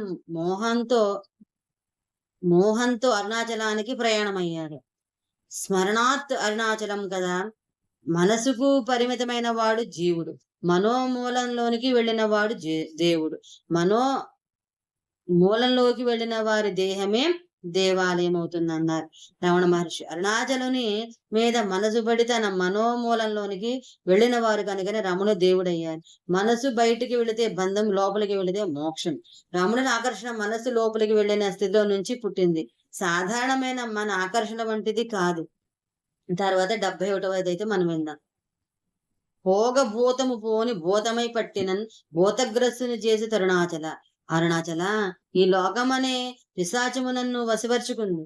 ఆ పిశాచన్న నుండి పారుపేటు చేస్తావు, బాగానే ఉంది. కానీ ఆ స్థానంలో నా పొగిటిలో నన్ను పిశాచిలా బంధించావు, నన్ను ఒక భూతంలా చేసావు. అది నీ అనుగ్రహం. ఇది నీ అనుగ్రహం. అహంకారం పిశాచాన్ని వదలగొట్టి దేవుడు ఆ స్థానానికి వచ్చాడో ఇక ఆ భక్తుడు ఒక చిన్న పిల్లవాడిలాగా ఉన్మత్తునే లోకానికి కనపడతాడు. బాల ఉన్మత్తి పిశావచ్చు. జ్ఞాలైన వారు బాలోన్మత్తి పిశాచవద్దు. చిన్నపిల్లల వలె ప్రవర్తిస్తారని, కొన్నిసార్లు పిచ్చి పట్టిన వాని వలె పిశాచాల వలె సంచరిస్తారని శాస్త్రాలు చెప్తూ ఉన్నాయి. కథాయోగి కథా భోగి గదానగ్న పిశాచో దత్తాత్రేయో హి సాక్షాత్ భుక్తి ముక్తి ప్రదాయక బాలోన్మత్తి పిశాచిభి క్వచిద్ యుక్త పరీక్షిత త్యాగి భోగి మహాయోగి నిత్యానందో నిరంజన అని దత్తాత్రేయ వజ్ర కవచం. దత్తాత్రేయ ఉపనిషత్ కూడా దత్తాత్రేయుని బాలోన్మత్త పిశాచ వేషాయ అని పిలిచింది. యూనివర్సిటీలో పెద్ద చదువులు ముగించి ఒక యువకుడు రమర్ష మహర్షిని చూడవచ్చాడు. అతని అభిమాన పాఠ్య విషయం సైన్స్. అతను అన్నాడు, విశ్వ పరమార్థాన్ని శోధించే సైంటిస్టుకు అజ్ఞానం అనే మొండిగోడ ఎదురయింది. ఇటు పరమాణు పరిశోధనలో ఏవో నిగూఢ విషయాలు, ఎలక్ట్రాన్స్, ప్రోటాన్స్, పాసిట్రాన్స్, న్యూట్రాన్స్ వాని ఉనికి వర్తించు రీతులు తెలియవస్తాయి. అవి వ్యూహానికే గాని జ్ఞానేంద్రియాలకు కందవు. ఇక సకాలానికి మూలమైన ఏకైక వస్తువు అతీంద్రియమని పేరే చెప్పవలెనా? అటు బృహత్ పదార్థాల పరిశోధనలో పలువురు సృష్టికి పాదానకరణమనే నేబులేను తారాదుల్ని మించినది లేదు. సర్వ విషయమూలమైన కాలదేశములు రహస్యము భేదించినను అలవిగా లేదు అని దీని పరిష్కారం ఏమి మహర్షి వివరించారు. నెరిగెడు తనను ఎరుగక ఇతరము నెరుగుంట యజ్ఞానమేనని జ్ఞానము గన జ్ఞానేతరములకు ఆధారమైన తనను ఎరింగినచో జ్ఞానములు నశించును. భగవాన్ శ్రీరమణుడు తమిళమున సంబంధించిన ఒళ్ళదు నార్పదకు ఉన్నది 40 గద మహాయోగము సరియుగ భాషము ఉన్న సద్వస్తువును గుర్చిన ఈ 40 పద్యములు ప్రబంధము అసంశయముగా శ్రీ రమణోపనిషత్తు వేద శిష్యములకు ఉపనిషత్తులకు నూతములుగా ఘటించిన మగుటమని. నేను అహంత జచ్చి తాన్ సత్ వెలుగగా తానే మిగిలియుండు వస్తువు శుద్ధ చిత్తు నారుడిగా తెలియబడుకుంటే సర్వవేదాంత సిద్ధాంత సారము. ఆ వస్తువు సదా సిద్ధాంతం దాని ఎరుకకు రుజు మార్గము ఆత్మవిచారమే అని రమణుడు చెప్పిన ఒళ్ళదు నార్పదు నిర్ణయము మహాయోగము పుస్తకము నుండి ఆంధ్ర అనువాదము రామచంద్ర కౌండియస్ అని చెప్తున్నారు అనమాట. ఈ విచారణ లోకానికి ఉన్మత్తునిలా కనబడే పిచ్చి పట్టాలంటే రమణుడు అనుగ్రహం తప్పనిసరి. తర్వాత 72వ దాని అయితే చరణం అయితే మనం విన్నాం. మృదులతన్నే ప్రావు లేక వాడగనీక పట్టుకొమ్మయి కాపు మరణాచల. పట్టుకొమ్మయి కావు అరుణాచల ఏ ఆధారము లేక లత నిలవలేదు. నేను ఆ లేత లత వంటి దానిని. బలమైన చెట్టు చుట్టూ లత అల్లుకుంటుంది. అలా నాకు కూడా నీ అండ కావాలి. అలా నాకు రక్షణగా నిలిచి నన్ను ఎల్లవేళలలోనూ రక్షించు. శంకర భగవతాదులు కూడా ఇదే అంశాన్ని మరికొంత విషయంలో వివరణలో శివానందరావు చెప్పారు. అదేంటంటే ఆనందామృత పూరిత హర పదాంభోజాలవాలోధ్యత స్థైర్యోపగ్నముపేత్య భక్తిలతిక శాకోపశాకాన్విత ఉచ్చైర్మానసకాయమాన పటలీమాక్రమ్య నిష్కల్మష నిత్యాభిష్ట ఫలప్రదా భౌతమే సత్కర్మ సంవర్తిత.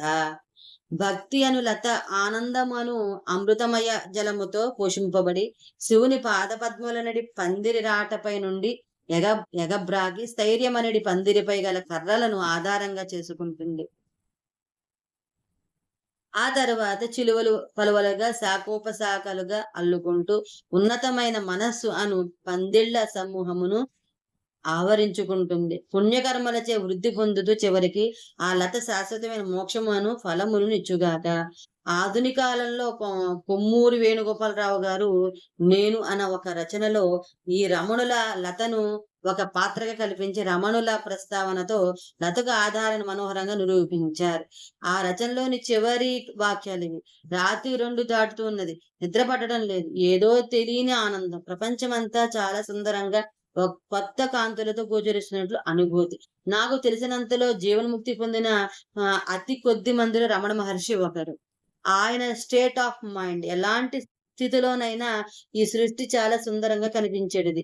లత అని పిలిచాను. తను కూడా నిద్ర పోలేదనుకుంటాను. అమ్మ అంటూ వచ్చింది.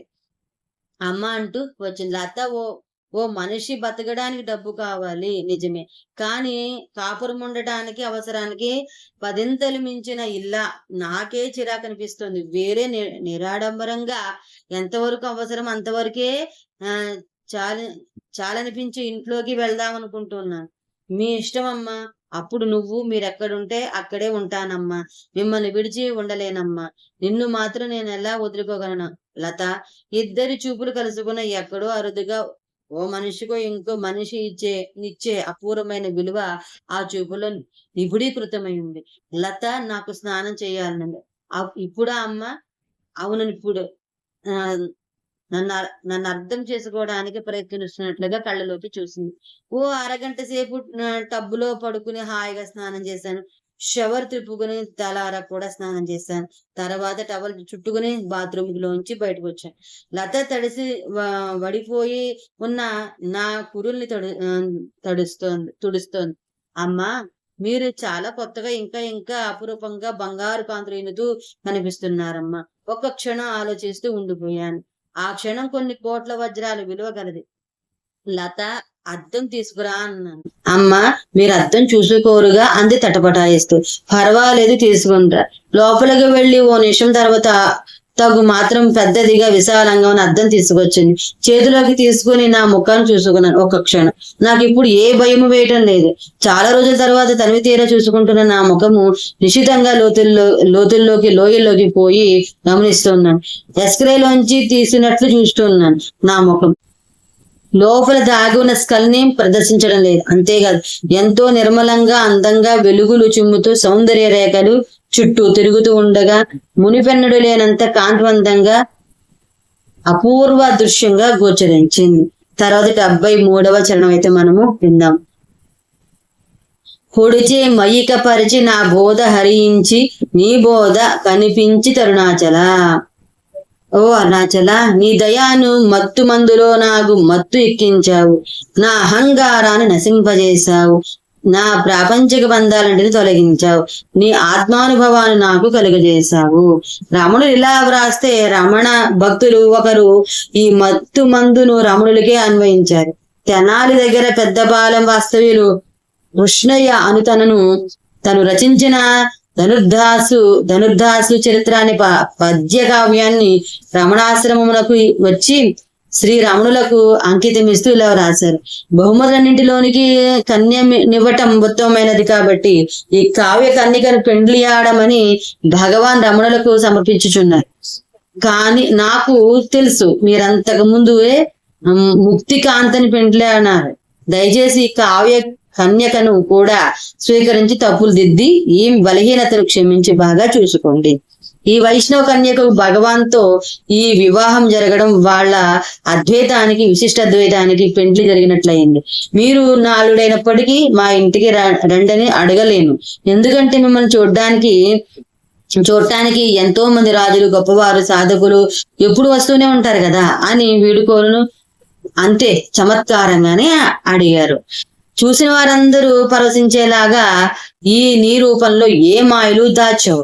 అందరి శ్రమను పోగొట్టాలా ఈ గాలిలో ఏ శక్తిని పొందుపరిచావు. అన్ని రోగాలు వేయగలిగేలా ఇక్కడి నీటిలో ఏ మందు కలిపావు.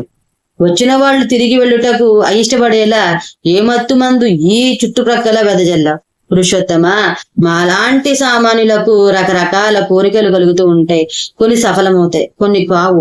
నా అన్ని కోరికలు ఇక్కడ తీరుతాయి. అందులో ఒకటి ధనుర్ధాసు చరిత్రను పద్య కావ్యముగా వ్రాయాలని, 2 బంధుమిత్ర సపరివారంగా వచ్చి నా కావ్య కన్యక చేతిని మీకు అందివ్వాలని, 3వది ఈ పెండ్లి విందులు మీతో కలిసి తృప్తిగా ఆరగించాలని, 4వది ఇక్కడ కొన్ని రోజులుండి మీ దర్శనంతో నా కనులకు విందు చెయ్యాలని మీ కృప వలన నా ఈ కోరికలని తీరుతాయి. పురుషోత్తమ, నీ గొప్పతనాన్ని నీవు మాత్రమే తెలుసుకోగలవు. మేమెంతకాలం ఇక్కడ ఉన్నా తిరిగి వెళ్ళటకు మా పాదాలు కదలవు. నేనేమి చేయగలను ఓ పామనుడా? నేను వెళ్ళడానికి మీ అనుమతిని దయచేసి ఇవ్వండి. తర్వాత 74వ చరణం అయితే విందాం. పోగరాగలు లేని సమరంగ దివి చూపు మా కృపా పోరాటం అరుణాచలం. ఓ అరుణాచల, రాకపోగలంటూ ఏమీ లేని చిదాకాశంలో నిరంతరం జరిగే పోరాటంలో నీ దయ మాకు విజయాన్ని కలిగిస్తుంది. సర్వానికి ఆధారమైన ఆకాశంలా నిర్లేపం అయిన చిత్తుని శుద్ధ బ్రహ్మస్వరూపము చిదాకాశము అంటారు. చిదాకాశం శుద్ధ బ్రహ్మస్వరూపం, ఆత్మస్వరూపం. మనసు అదుపులో ఉంటే నానాకార దృష్టిపై ఏకాకార దృష్టి కలుగుతుంది. శరీరం నేను అనుకునే అజ్ఞాన తాత్పర్యం ఉన్నంత వరకు రాగభోగలు పుట్టుక చావు తప్పు. నేను సర్వానికి ఆధారమైన ఆకాశంలా నిర్లేపం అయిన చిత్తుని శుద్ధ బ్రహ్మ స్వరూపాన్ని అనే భావన వస్తే స్థిరమైతే అజ్ఞాన బ్రహ్మ భావానికి మధ్య జరిగే పోరాటం ఆగిపోతుంది. ఆ శుద్ధ బ్రహ్మ స్వరూపాన్ని అనే భావన కలగాలంటే అరుణాచలేశ్వరుడు దయ తప్పని సరైన రమణులు ఈ చరణంలో వివరించి దానికోసం ప్రార్థించారు. మానవులు అమృతానుభవం పొందడానికి మానవ జన్మ ప్రసాదించబడిందని రమణుడు చెప్పేవారు. ఈ బోధనని సార్థం చేసుకుందాం. తర్వాత 75వ చరణం అయితే విందాం. భౌతికమో మేని పట్టార్చి ఎప్పుడు నీ మహిమ గణ కరుణంప అరుణాచల. ఓ అరుణాచల, ఈ దేహాత్మ బుద్ధిని వదిలించు. ఎప్పుడు నీ సత్వరూపాన్ని చూసి ఆనందించేటట్లు నన్ను అనుగ్రహించు. పంచభూతాత్మకమైన ఈ శరీరం పట్ల మమకారంపై స్వామి తేజస్సులో విలీనమయ్యే అదృష్టాన్ని అనుగ్రహించమని రమణులు కోరుతూ ఉన్నారు. తెర లేకుండా బొమ్మలు లేవని తెలుసుకుంటే చూచేవాడు లేకుండా చూడబడేది లేదు అని తెలుసుకుంటే ఎవరు భ్రమ చెందరు. జ్ఞానికి బొమ్మలు తెర రెండు ఆత్మేనని తెలుసు.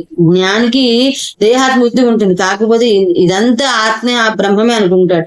నొప్పి ఉంటే ఉండని, అది కూడా ఆత్మలో భాగమే, ఆత్మ పరిపూర్ణమని భావిస్తాడు. మనకు కావాల్సిన ఆత్మ సాక్షాత్కారం కాలేదన్న భావాన్ని తొలగించుకోవటమే. మనం ఎప్పుడు ఆత్మే, ఎటొచ్చి మనం ఆ విషయాన్ని గ్రహించం. మనసు అడిగితే ప్రపంచము అణిగిపోతుంది. అంతటి మూల కారణం మనసే. అది అణిగితే సహజ స్థితి ప్రకటితమవుతుంది. ఆత్మీయుడు అహం అహం అంటూనే ఉంటుంది.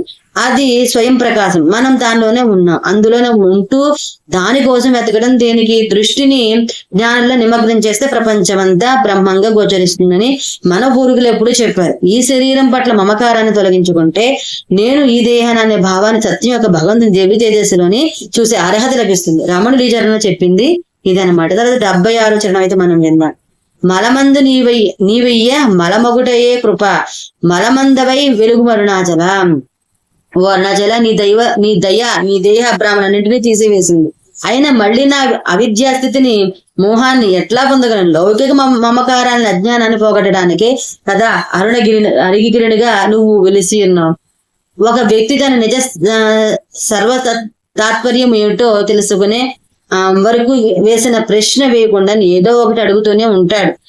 అస్వాభావికమైనవన్నీ స్వభావం అనుకుని భ్రమపడతాడు. ఈ భ్రమ మనిషికి కప్పిన తెర తొలగిపోయే వరకు సత్వాత్పర్యం అంటే ఏంటో బోధపడదు. భ్రమ తొలగడం అంటే మనసు అదుపులో ఉండటం, అంటే నానాకార దృష్టి పోయి ఏకాకార దృష్టి కలగడం. అది తెలిసినప్పుడు భ్రమ తొలగి అంతా స్వాభావికమే అవుతుందని భగవాన్ రమణులు ఒకసారి చెప్పారు. ఈ భ్రమ పోవాలంటే అరుణగిరి దర్శన ప్రదక్షిణ పాత్ర చాలా ఉందని రమణులు లౌకిక మమకారాన్ని, అజ్ఞానాన్ని పోగొట్టడానికే కదా అరుణగిరిగా నువ్వు వెలిసావు అని రమణులు ఈ చరణంలో మనకు చెప్పకుండానే చెప్పారు. తర్వాత 77వ చరణం అయితే మనం విన్నాం. మానముగుని చేరువారి మానము బాపి నిరభిమానత వెలుగు అరుణాచల. అరుణాచల, నేను అభిమానముతో నీ దగ్గరకు వచ్చిన భక్తుల అహంకారాన్ని పోగొట్టు వారి హృదయంలో వైరాగ్యాన్ని కలిగించి నిరభిమానంగా ప్రకాశించు. నిద్రపోయే ముందు నిద్ర నుండి మేలుకున్న వెంటనే నేనెవరు అని ప్రశ్నించుకోవాలి. ఈ 2 సమయాల్లో అఖండ విశుద్ధ ప్రజ్ఞ ఒక త్రుటికాలం పాటు ఉంటుంది. ఇవి జ్ఞానానికి ఉత్తమ సమయాలు. మనసు అప్పుడు పరిశుద్ధంగా ఉంటుంది. నేనెవరనే విచారణ మనసు అడుగుతుంది. ఈ నేను అనే ఆలోచన మనసులో విచారించి ఇతర ఆలోచనను అణదొక్కి చివరకు మనసే తన ఉనికిని కూడా కోల్పోయి అణిగిపోతుంది. నేను అనే ఆలోచనను నశింపజేసి తాము నివసిస్తుంది అని రమణులు చెప్పారు. ఈ శక్తిని కలిగించుకోమని ఈ చరణంలో రమణులు అరుణాచలేశ్వరుని కోరారు. తర్వాత 78వ చరణం అయితే మనం విందాం. మించగా వేడెడు కించిజ్ఞనుడు నన్ను వంచింపకను బ్రోవు అరుణాచల. ఓ అరుణాచల, నన్ను మించిన వారి ముందు నేను అల్పుడను, నన్ను మించిన వాడు నువ్వు కనుక నీ ముందు నేను అల్పుడను. ఇదిగో ఇవాళ రేపు అంటూ మాటలో నన్ను మోసము చెయ్యక వెంటనే కాపాడవయ్యా. ఓ అరుణాచల, నేను ఒక మూర్ఖుణ్ణి, కొంతకాలం తెలిసిన వాడిని, భరించలేని బాధలను పీడిస్తూ ఉన్నప్పుడు వాడు తట్టుకోలేని సమయంలో మాత్రమే ఓడిపోయి నీ పాదాల దగ్గరకు చేరతాను. ఇతర సమయంలో నిన్ను గర్వంతో తలుచుకోను. నా బుద్ధిని మన్నించి నన్ను కాపాడము. అనుగ్రహానికి వాయిదాలు వేసి మోసం చేయకు. మరి ఇంకో అంతరార్థము తర్వాత 79వ చరణం అయితే మనం విందాం. నావికుండుడక పెనుగాల నలియునావను గాక కాచి బ్రో అరుణాచల, ప్రావీణుడైన నావికుడు లేని ఓడ పెను తుఫాన్లు చుక్కుకొని గవ్యము లేకుండా కొట్టుకుని పోతుంది. ఈ సంసార సాగరంలో నా జీవితం కూడా అటువంటి దారి తెనులేక కొట్టుకుని పోతూ ఉన్నాను. ఈ జీవన నావని ఒడ్డుకి చేర్చి నావికుడు నువ్వే, నన్ను కాపాడు. కావ్యకంఠ గణపతి ముని ప్రసిద్ధమైన శుక్లాంబరధర శ్లోకాన్ని రమణ మహర్షి పరంగా ఇలా వ్యాఖ్యానించారు. తెల్లని కౌపీనమును ధరించాను కనుక శుక్లాంబరదుడు, సర్వవ్యాపకుడు కనుక విష్ణువు, చంద్రుని వలె శోభించి శరీరం గలవాడు కనుక శశివరుడు, మనోబుద్ధి అహంకారితమును నాలుగింటిని విధించిన వాడు కనుక చతుర్భుజుడు, చూసేవారికి ప్రసన్నవదుడు, ధ్యానించే వారికి సర్వజ్ఞ నాశకుడు. ఈ వ్యాఖ్యానాన్ని విని రమణులు చిరునవ్వుతో కావ్యకంఠ గణపతి ముని అభినందించారట.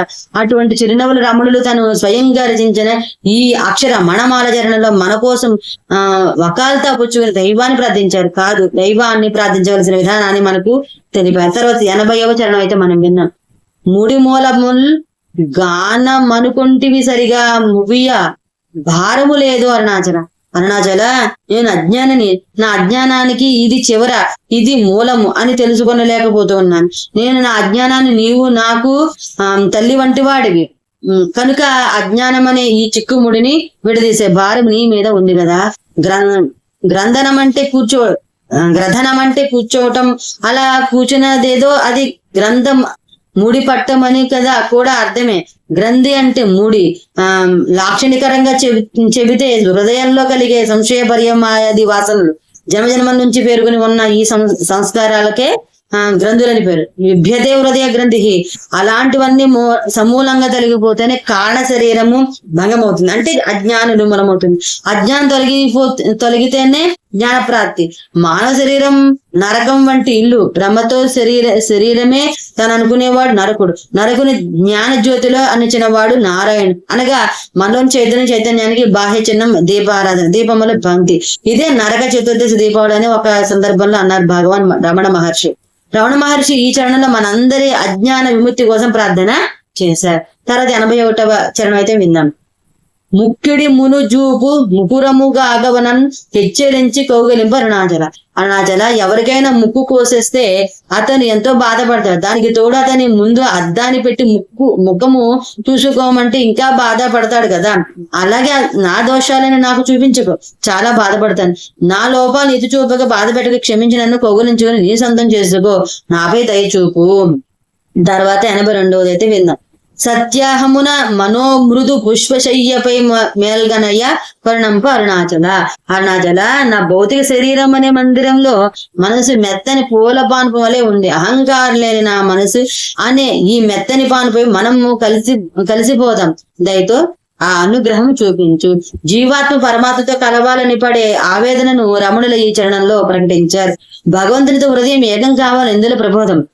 విద్యతే హృదయ గ్రంథి చిత్యంతే సర్వ సంశయా క్షీయంతే చాస్య కర్మాణి తస్మిన్ దృష్టే పరావరే. ఎగుడు దిగుడులో కూడా ఆత్మ సాక్షాత్కరించుకోవడం వల్ల అతని అజ్ఞానపు ముడి విడిపోతుంది. అన్ని సంశయాలు సమసిపోతాయి, అన్ని కర్మలు క్షయించిపోతాయి అను ముండకోపనిషత్తు వాక్యం ఇక్కడ స్మరణీయం.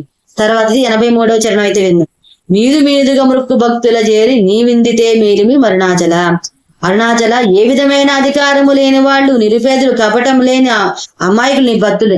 ఆ భక్తులను కలిసి కీర్తి ప్రతిష్టలను పొందావు.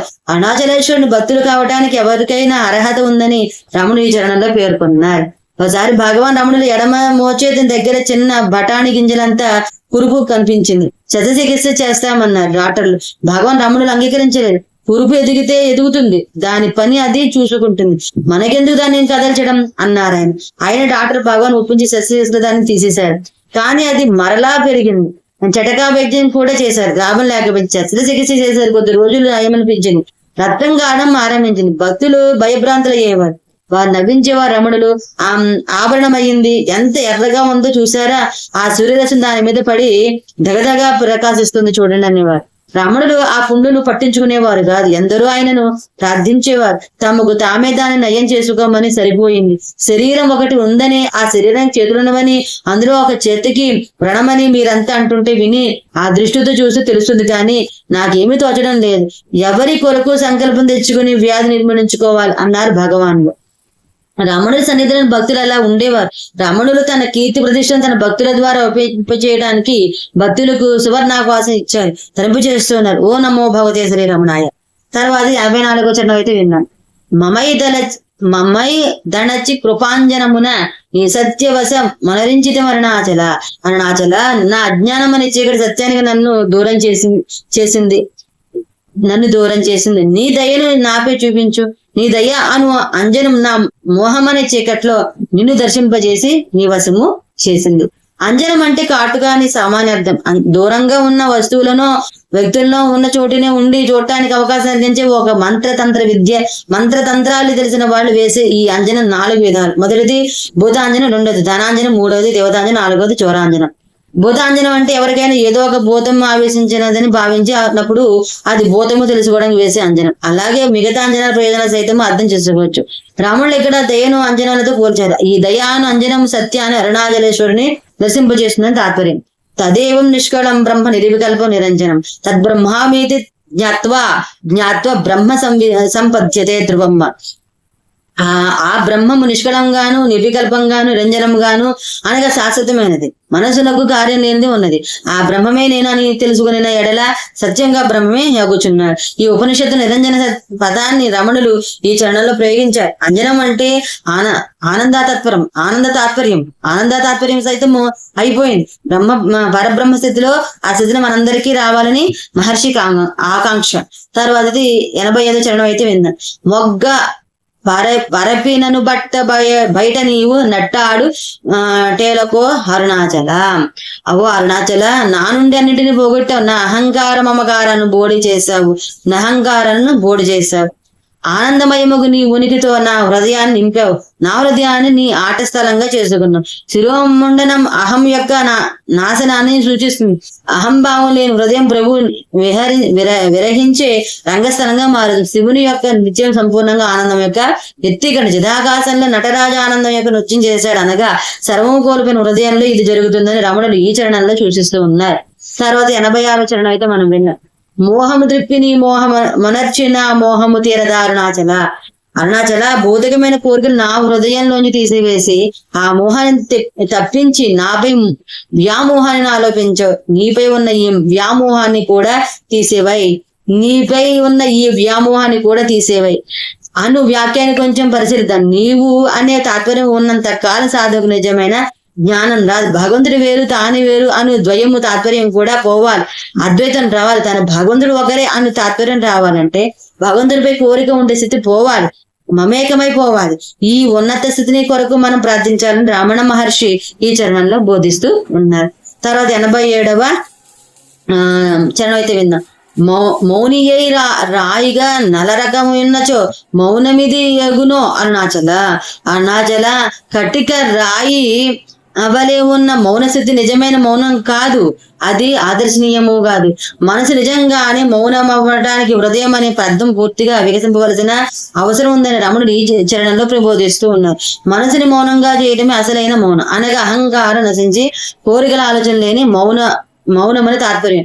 ఎవరైనా ఎక్కడైనా వెళ్ళదలిస్తే శ్రీ భగవాన్ వద్దకు వచ్చి వెళ్ళవచ్చునా అని అనుమతించి తీసుకునేవారు. నేను మద్రాసు వెళ్తున్నాను లేక ఎక్కడికో ప్రయాణం చేయవచ్చునా అని అడుగగా భగవాన్ ఒక్కొక్కసారి సరే అని మరికొన్ని సందర్భాలు మౌనంగా ఉండిపోయేవారు. భగవాన్ అంగీకరించారని ఎంతో సంతోషంగా భక్తులు ప్రయాణం అయ్యేవారు. ఎవరైనా నిజంగా ఆయన అనుమతి తీసుకోవాలనే ఉద్దేశంతో ఆయన వద్దకేకి ఏమైనా అడిగితే రమణులు తమ అంగీకారాన్ని మౌనంగా ప్రకటించేవారు.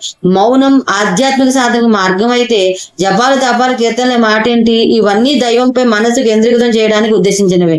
అయితే దైవత్వాన్ని మనస్ఫూర్తిగా అనిపించడానికి మౌనం కన్నా మహత్తరమైన సాధన లేదని చెప్తుంది రమణుల జీవితం.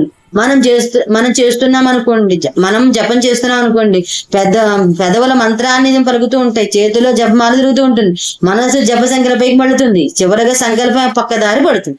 సాధన సమర్థవంతంగా సాగాలంటే జపం ఆగిపోవాలి, జపం ఆర తెప్పడం మర్చిపోవాలి, మనసులో మౌనము ఆవహించాలి. అప్పుడు ధ్యానం ఉన్నత స్థితికి చేరుకుంటుంది. మంత్ర సాధనలో ఉత్పన్నమైంది మౌన సాధన. మౌనం శక్తివంతమైంది, ప్రకాశవంతమైంది. ఇదే మహర్షి మనకు అందించిన రమణీయ మౌనము. తర్వాతది 88వ చరణం అయితే మనము విందాం. ఎవరు నా నోటిలో మన్నును కొట్టిన బ్రతుకరించిన అరుణాచల, నా నోటిలో మట్టి కొట్టి నా జీవితాన్ని హరించినది ఎవరు? నువ్వే కదా. నోటిలో మట్టి ఉంటే ఇంకా దేని పట్ల రుచి రాదు. అలాగే నా నోట్లో మట్టి కొట్టావంటే లోపల ఉన్న అర్థం ఇది. లౌకిక విషయాల పట్ల జీవునికి విముఖత రుచి కలగకుండా అరుణాచలేశ్వరుని చేశాడని తాత్పర్యం. భక్తుని పట్ల అనుగ్రహం కలిగితే అతని గట్టు ప్రత్యేకమైన జీవితాన్ని భగవంతుడు ఉంచాడు. వ్యక్తిగత చైతన్యం ధ్వంసం చేసి విశ్వ చైతన్యంలో అతనికి అభిరుచిని కలిగేశాడు. దీనినే రమణుడు ఈ చరణంలో పేర్కొన్నారు. శివానందలహరి అంత సమయము లేకపోవడం వలన పారాయణం చేసుకోవడం కుదరని వారికి నిత్య పారాయణ కోసమని అతి ముఖ్య శ్లోకాన్ని భగవాన్ శ్రీ రమణ మహర్షి తెలిపారు. అలా భగవాన్ రమణుడు ఎంపిక చేసిన 10 శ్లోకాల్లో ఒక శ్లోకం ఇది. ఇందులో శ్రీ చరణంలో పేర్కొన్న మట్టి ప్రస్తావన కనబడి గమనార్హము. ఘటో వా వృత్పండోప్యనురపి చ ధూమోగ్నిరచలః పటో వా తంతుర్వా పరిహరతి కిం ఘోరశమనం వృధా కంఠక్షోభం హరసి తరసా తత్కర్వచసాం పదాంభోజం సంభోర్భజ పరమసౌఖ్యం వ్రజసుధీ. కనపరుచున్న ఆ వస్తువు కొండయా లేక మట్టియా లేక అణువుల వంటి తర్కవాదం. దూరంగా ఆ కొండపై పొగ కనిపించున్నది కాబట్టి అతడు నిప్పు ఉండి తిరవలను వంటి హేతువాదములు దీనిని వస్త్రంగా చూడవలనా లేక దారములు సమూహంగా చూడవలనా వంటి శుష్కవాదములు తీవ్ర స్థాయిలో చేయడం వలన కేవలం హృదయముఖ కంఠశోష తప్ప ఎంత మాత్రము ప్రయోజనము లేదు. అట్టి అనవసరవాదములు మనలను ఘోరముగా మరణం నుండి ఏమైనా రక్షించగలవా? అందువల్ల ఓ బుద్ధిమంతుడా, వాటి బదులు పరమశివుని పాదకమలమును పూజించుచు పరమ సౌఖ్యమును పొందుము అని ఈ 88వ చరణంలో చెప్తున్నారు. తర్వాత 89వ చరణంలో అయితే మనం విన్నాం. ఎవరు గనుక నాడు మదిని మైగపరిచి పొల్లగొనిన దైవం అరుణాచల దగ్గరగా ఉన్న వారికి కూడా తెలియకుండా నా మనసును మైకంలో ముంచి దోచేసి వశం చేసుకున్నావు. ఈ దోపిడి గురించి నీకు నాకు మాత్రమే తెలుసు. భగవంతునిపై తనకు విశేషమైన భక్తి ఉందని భక్తుడు వ్యంగ్యంగా ఈ చరణంలో తెలియజేస్తుంది. మనసులో అరుణాచలేశ్వరుడు తప్ప వేరొకరు లేనంత గాఢమైన భక్తి ఉన్నదని భక్తుని మాట. ఈ అరుణాచలేశ్వరుడు సాక్షాత్ జ్యోతిర్లింగ స్వరూపుని గిరి ప్రదక్షిణం చేస్తే సాక్షాత్ ఆ శివునికి ప్రదక్షిణం చేసినట్లేనని రమణ మహర్షి పదే ప్రస్తావించారు. అరుణాచలాన్ని తలుచుకుంటే అన్ని బంధాలు తెంచుకుని స్వేచ్ఛాజులవుతాం. రమణ మహర్షి ఈ ప్రాంతాన్ని హార్ట్ ఆఫ్ ఎర్త్ భూ హృదయంగా అభివర్ణించారు. ఈ చరణంలో హృదయంలో నిండిని ఆ అరుణాచలేశ్వరుని ఉన్నతంగా భావించారు. తర్వాత 90వ చరణం అయితే విన్నాం. రమణుడనుచు నంటి రోషము గనుక నన్ను రమింపచేయ రమ్మరుణాచల. ఓ అరుణాచల, నా ప్రియుడవు నీవే, నీ ప్రియురాలిని నేనే. నన్ను రమణుడని ప్రేమతో పిలుస్తున్నాను. గొప్పవారిలో అతి గొప్పవాడివి నువ్వు. అటువంటి నిన్ను నా ప్రియుడవని పిలుస్తూ సాహసం చేస్తున్నాను. అటువంటి నా చనువుకు రోషపడక నన్ను సంతోషపెట్టు. తెలుగు సాహిత్యంతో కొద్దో గొప్ప పరిచయం ఉన్న వారికి చలంగా ఆరివేరు పరిచయమే. ఆయన చివరి రోజుల్లో రమణ మహర్షి భక్తులయ్యారు. గిరిప్రదక్షిణ చేస్తున్న రమణ మహర్షి దారికి ఒక రోజు అడ్డపడి స్వామి మీ కరుణ కావాలి అని ప్రాధేయపడేవాడు. ప్రతిరోజు అదే అడిగేవాట. ఒకనాడు రమణ మహర్షి అదిదా ఎప్పుడు ఉండాదది అని జవాబిచ్చారు. సూర్యుని వెలుగు సూర్యుడు ఉన్నంతసేపు ఎప్పుడు ఉంటుంది. నువ్వు తలుపులు మూసివేసుకున్నావు. సూర్యుని వెలుగు కావాలని తలుపు తెరువు అని దీనిలో తాత్పర్యం. ఆ తలుపులు తెరిచే ప్రయత్నమే ఈ 90లో రమణ మహర్షి చేశారు. దేవుడి తనలో కలుపుకోవటానికి సులభమైన మార్గమైన ప్రేయసీ ప్రియ భావాన్ని ఈ చరణంలో చేశారు. తర్వాత 91వ చరణం అయితే విన్నాం.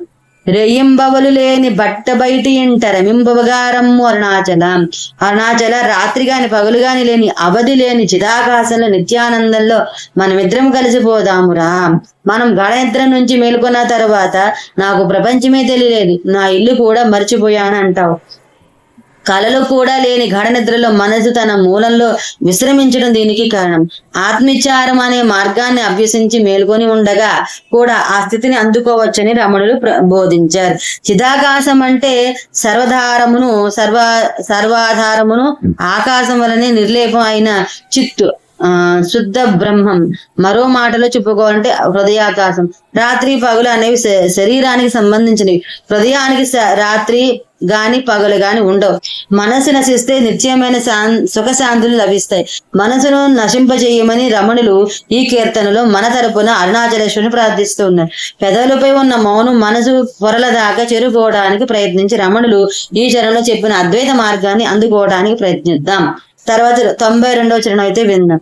లక్ష్యముంచి అనుగ్రహాస్త్రము వైచి నన్ను కబళించి తురుసులతో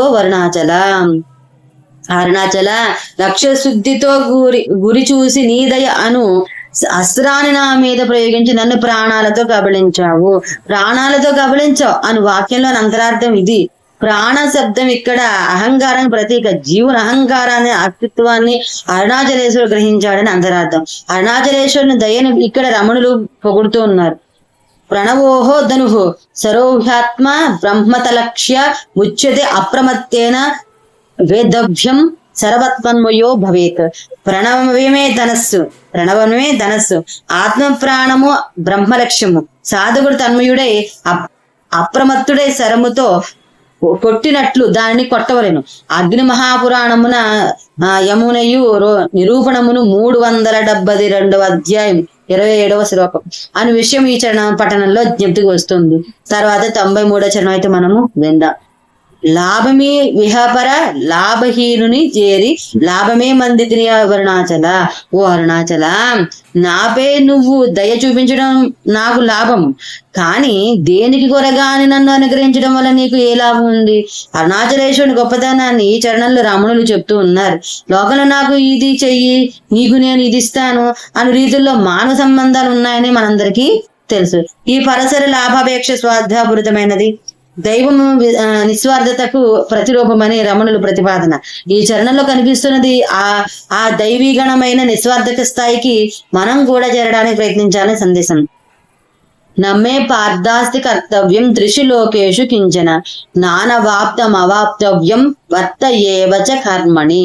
అర్జున, నాకు ఈ 3 లోకాల్లో చేయవలసిన పని లేదు, ఇంతకు ముందు పొందకుండా ఉన్నది, ముందు పొందవలసినది ఏమీ లేదు, అయిన కర్మలో వర్తిస్తాను అను భగవద్గీత శ్లోకం 22వ శ్లోకంలో స్మరించదగింది. 3వ అధ్యాయం 22వ శ్లోకం.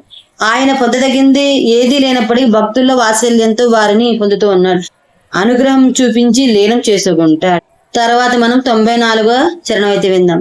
రమ్మని అనలేదే వచ్చిన అవంతిబ్బ వేరొక నీతల విధి అరుణాచల, రమ్మంటూ నువ్వే నన్ను పిలిచావు. నేను వచ్చిన తర్వాత ఇక నా అవసరాలు యోగక్షేమాలు చూసుకోవడం నీకు ఇబ్బంది అయినా నీ బాధ్యత ధర్మము. విడివటం దాకా పురుష ప్రయత్నం అయితే చివరక సర్వాత్మభావాన్ని చూరగొనటం భగవత్ ప్రసాదం. ఈ భావాన్ని మనకి అధ్యాయం కడపటి శ్లోకం బయటపడుతుంది. సర్వధర్మాన్ని పరిత్యజ్య మామేకం శరణం వ్రజ అహం త్వా సర్వపాపేభ్యో మోక్షయిష్యామి మా శుచః.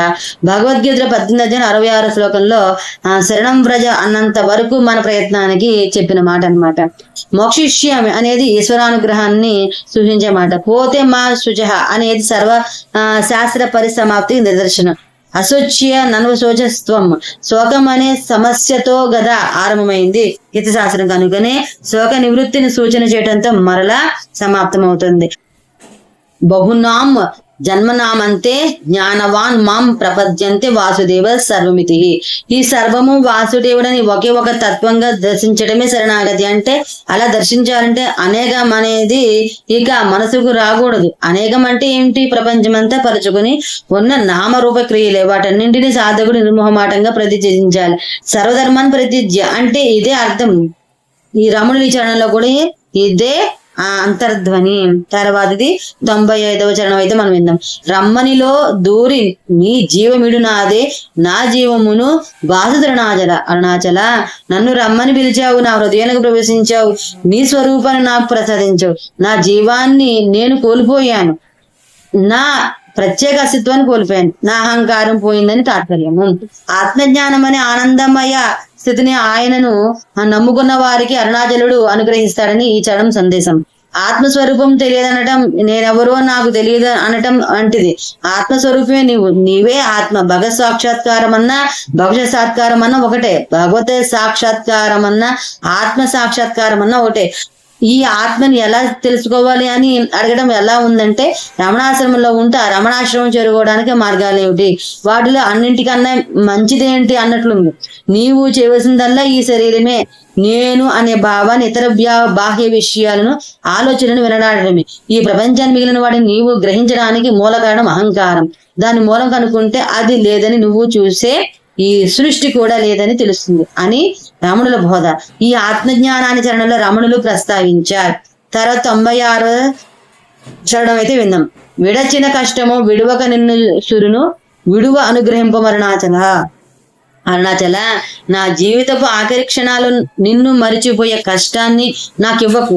నా జీవితపు ఆఖరి క్షణాల్లో నీ స్మరణ విడిచిపోని అదృష్టాన్ని అనుగ్రహించు. ఆ క్షణాలు శివుని మరిచిపోతే మళ్ళీ జన్మ దుఃఖం పొందాలి, అనేక జన్మలు ఎత్తాలి. కనుక రమణుడు చివరి నిమిషాల్లో స్వామి గుర్తుకు వచ్చే అదృష్టాన్ని అనుగ్రహింపమని వేడుకున్నారు.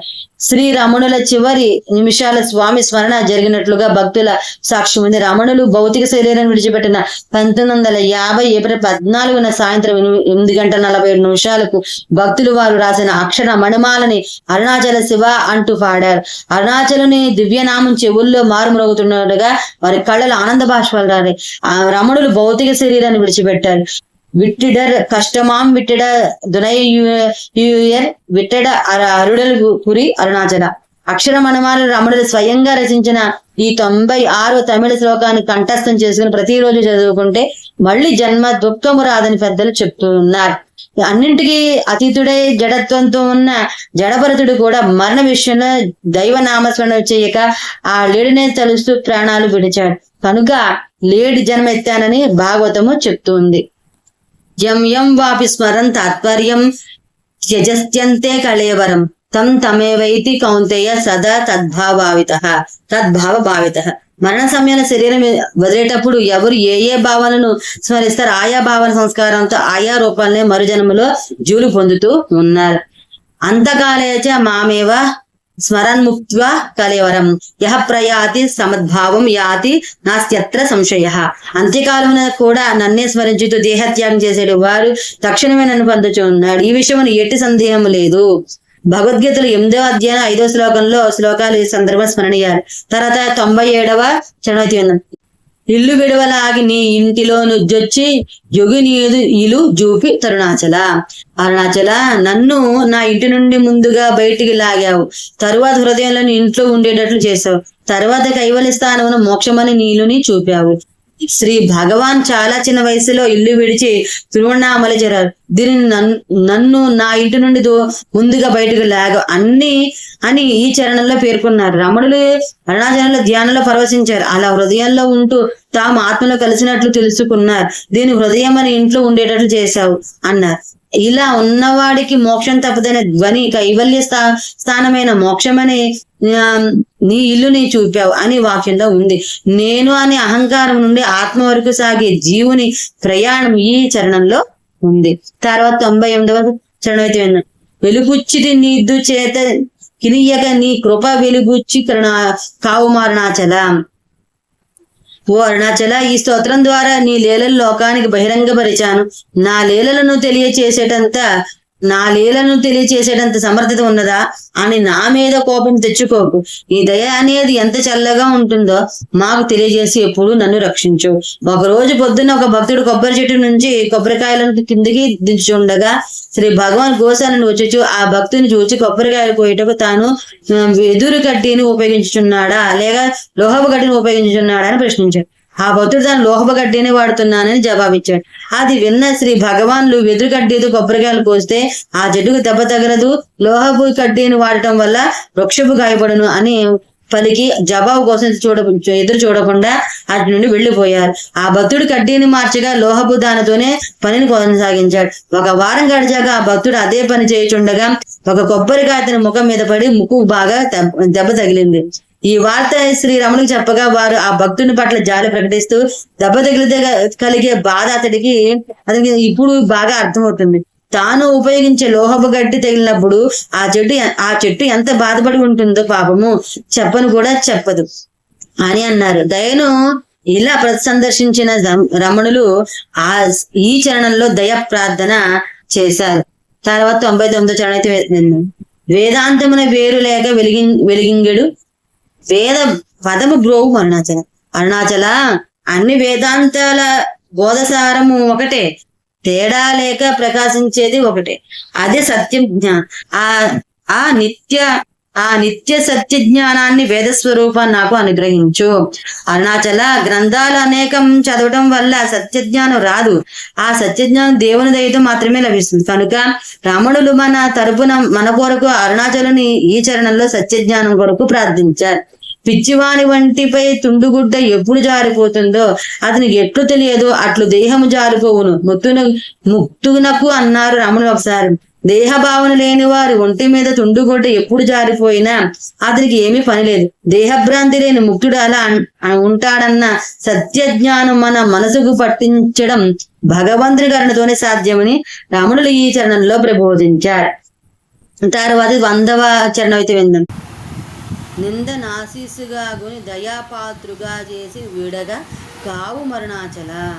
అరుణాచల నేను పైకి నిందలుగా కనపడే పలుకులని ఈ అరుణాచల మరణమాలలో నేను పలికి ఉంటాను.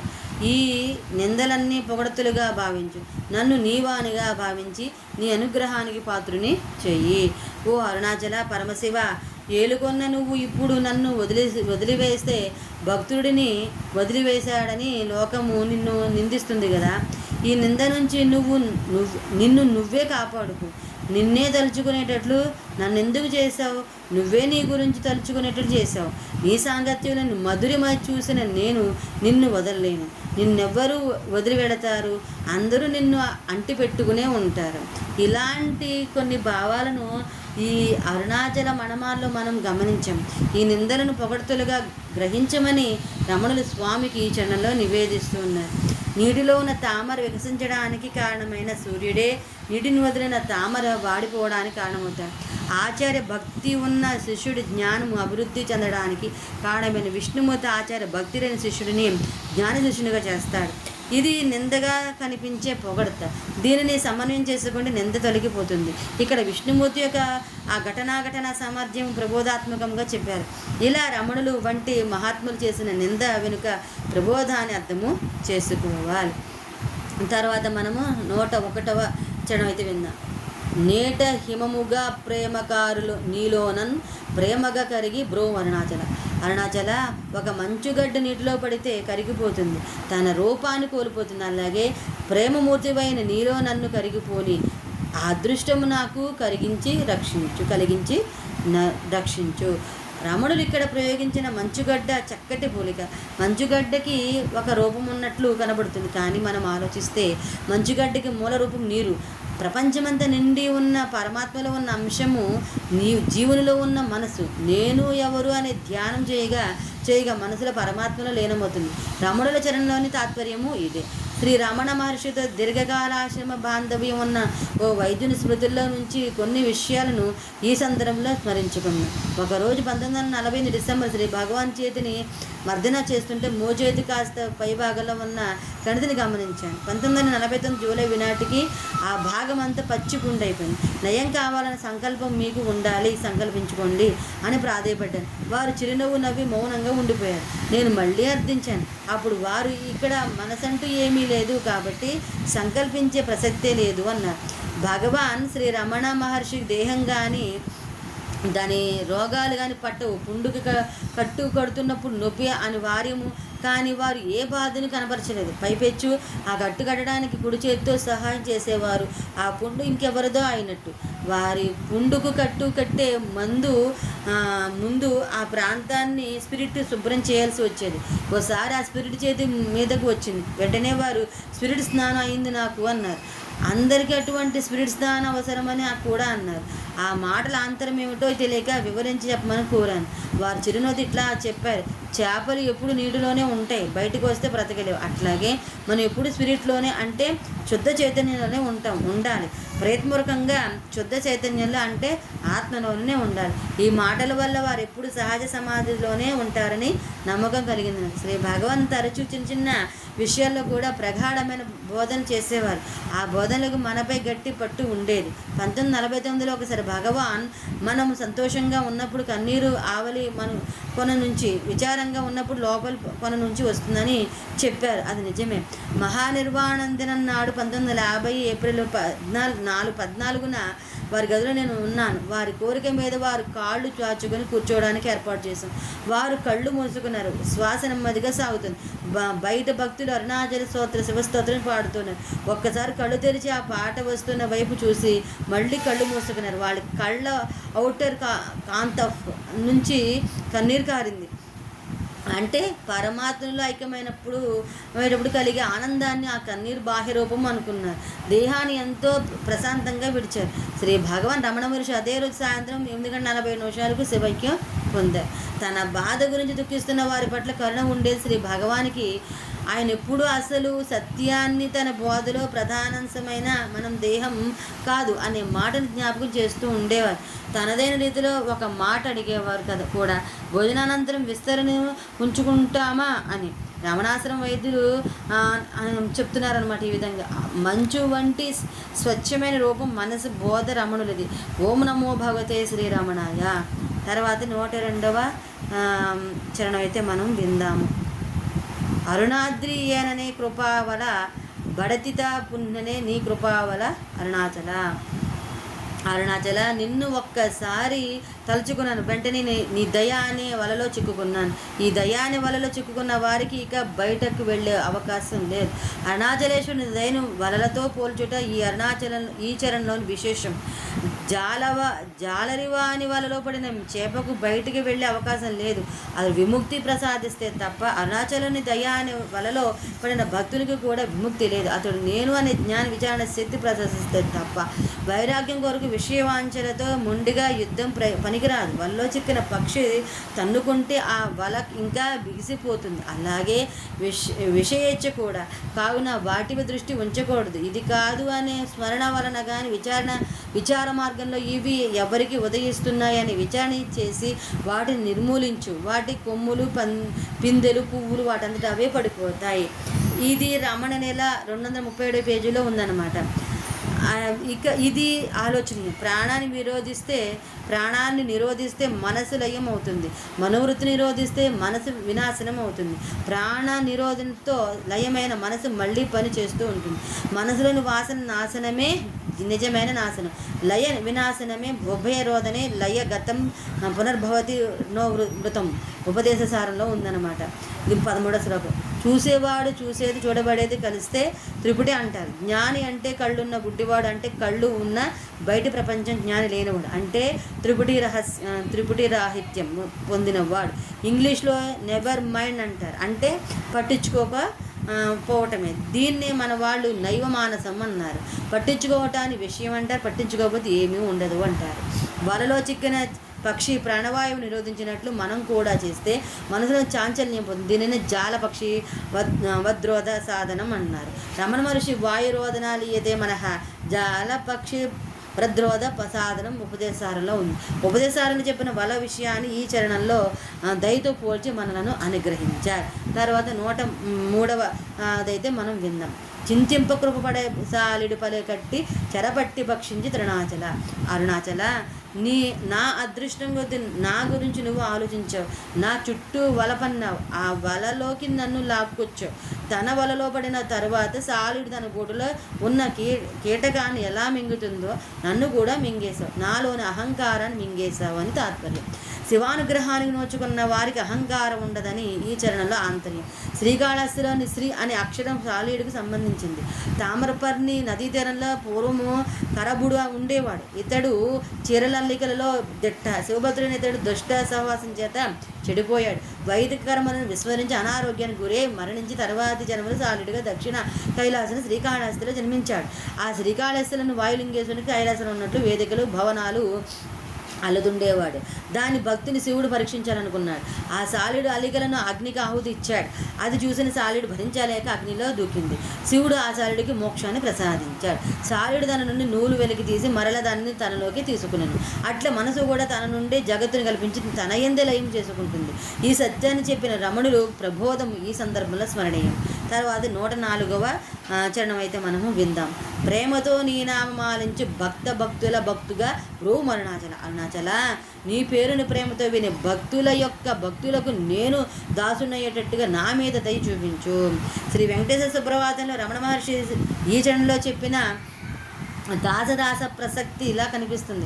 సూర్యేందు భౌమ భూత వాక్పతి కావ్య సౌరిద్వాను కేతి దివి ఈస్తరిష్వ ప్రసాదానాః తద్వాసదాస చరమావధి దాసదాసాః శ్రీ వెంకటాచలపతే తవ సుప్రభాతం. శిష్యులు శ్రీమాన్ ప్రతివాది భయంకర అండాంగచాచార్య స్వామి రచించిన శ్రీ వెంకటేశ్వర సుప్రభాతం 18వ శ్లోకం. సూర్యుడు, చంద్రుడు, అంగారకుడు, బుధుడు, గురుడు, శుక్రుడు, శని, రాహు, కేతు అను దేవసభల్లోని ప్రధానులు నవగ్రహాలు. నీ దాసులకు దాసుల్లో చివరలో ఉన్న దాసులకు దాసులై ఉన్నారు. సంపదతో కూడిన వెంకటాచలపతి నీకు సుప్రభాతం అగుగాక. తద్భృత్య భృత్య పరిచారక భృత్య భృత్య భృత్యస్య భృత్తి ఇతి మాం స్మర లోకనాథ. నీ దాసులకు దాసులు నీకు పరిచర్యలు చేసే సేవకుల పరంపరలు అందరికీ భృత్యుడవై చరమ భృత్యునిగా నన్ను భావించి స్వీకరించు తండ్రి. శివభక్తులైన 63 నయనార్లో ఒకరైన అప్పర్ ఈ దాస్య భక్తి క్రమాన్ని రమణుల స్థాయిలో అద్భుతంగా వర్ణించారు. దాన్ని ఇక్కడ స్మరించుకుందాము. తర్వాత 105వ అదైతే మనం విందాం. ననుబోలు దీనులం పొందకాచుచు చిరంజీవి బ్రోవు అరుణాచల నీ మీద భక్తి కలిగిన దీనుని నేను నా వంటి దీనులపై నీపై అనుగ్రహము కురిపించి ఎప్పుడూ కాపాడమని ప్రార్థన. శ్రీరమణులు ఈ చరణంలో కేవలం తన కొరకు కాక తన వంటి భక్తులందరిపైన స్వామి దయగలగాలని కోరుకోవటం ఉత్తమమైన భావన. లోకమంతా ఉపకార్యోపకారక సంబంధంతోనే జీవిస్తున్నదని బృహదారణ్యం చాటుతుంది. మధు బ్రాహ్మణం అనే ఘట్టమంతా ఇదే. పరస్పరం తోడ్పడటం మూలాన జీవయాత్ర కొనసాగుతుంది. సాపేక్షమే గాని నిరపేక్షమైనది ఏది లేదు. లోకల్లో నిరపేక్షమైనది ఒక పరమాత్మ తత్వమే. అలాంటి తత్వం ఉన్నదని మనకు ఈ సాపేక్ష ప్రపంచమే చూస్తుందని అంటారు మహర్షులు. సహనా భవతు కలిసి గురువు శిష్యులు రక్షింపబడుదుముగాక. సహనో భువనంతు కలిసి అనుభవిందుముగాక లేక పోషించుముగాక. సహవీర్యం కరవావహై కలిసి పరాక్రమ శక్తిని ఉపయోగించుముగాక. తేజస్విన వదీత వమస్తు తేజవంతమైన జ్ఞానము అధ్వయనము చేయుదుము. మా విద్విషాహవై మనము ద్వేషరహితులమై ఉందుముగాక. ఓం శాంతి శాంతి శాంతి. ఆది భౌతిక ఆధ్యాత్మిక ఆది దైవికమైన శాంతులను మనము పొందుదుముగాక. చైత్రోపనిషత్తు. ఈ భావన పరిమళము ఈ రమణుల చరణంలో వ్యాప్తమైంది. అన్నమయ్య కూడా కొంత వారి మెచ్చమయ్య అని తనతో పాటు మిగతా భక్తులను రక్షించమని వెంకటేశ్వరుని వేడుకున్నాడు. తనతో పాటు అందరూ బాగుపడాలని కోరుకోవటం ఉత్తమోత్తమైన మార్గం. ఓం నమో భగవతే శ్రీరమణాయ. తర్వాత 106వది అయితే మనం విన్నాం.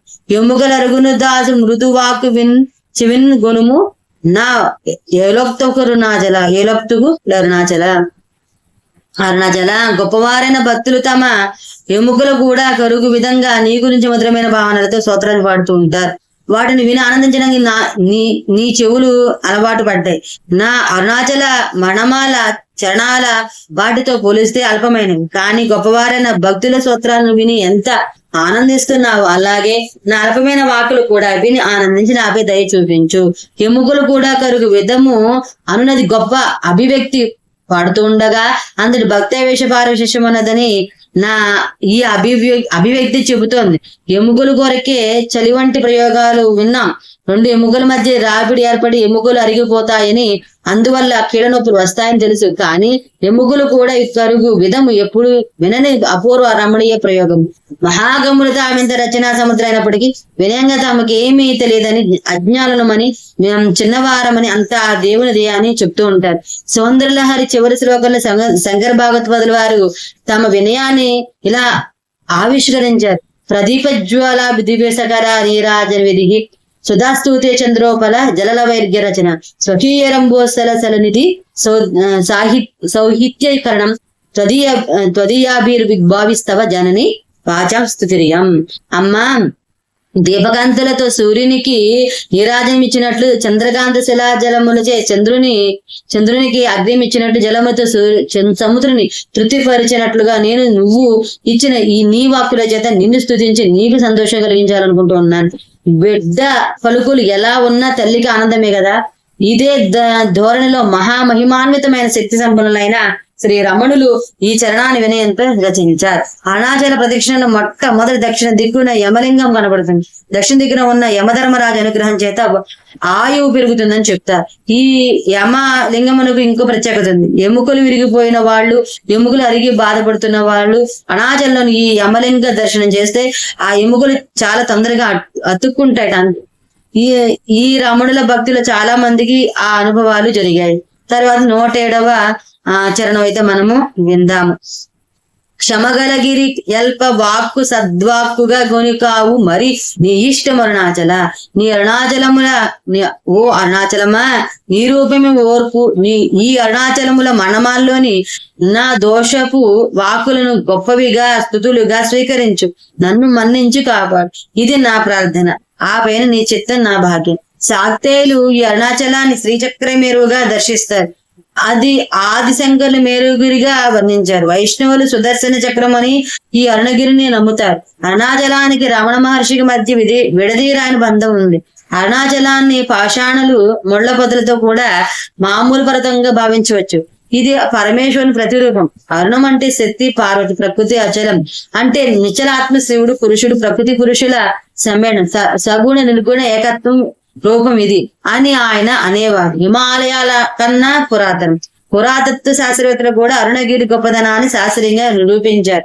సృష్టికి పూర్వం అరుణగిరి ఉందని, సూర్యుడి నుంచి విడువడిన భూమి అగ్నిమయంగా ఉన్న దశ నుంచి ప్రకృతిలో సహసిద్ధమైన మార్పులు పొందుతూ చల్లబడి ఏర్పడిన తొలి పాషాణమయ స్థానం అని, ఇది ఆసియా ఖండంలో భాగం కాదని, అప్పటి మహాసముద్రం మూలిన లెమోరియా ఖండంలో భాగమని, హిమాలయాల కన్నా పురాతనమైన పర్వతమని రూపొందించారు. దీనికి సంబంధించి గంగాచ మూల భాగస్థ యమునా గగన స్థిత సమోద్భవ శిరోభాగే సేవంతే షోడ పర్వత.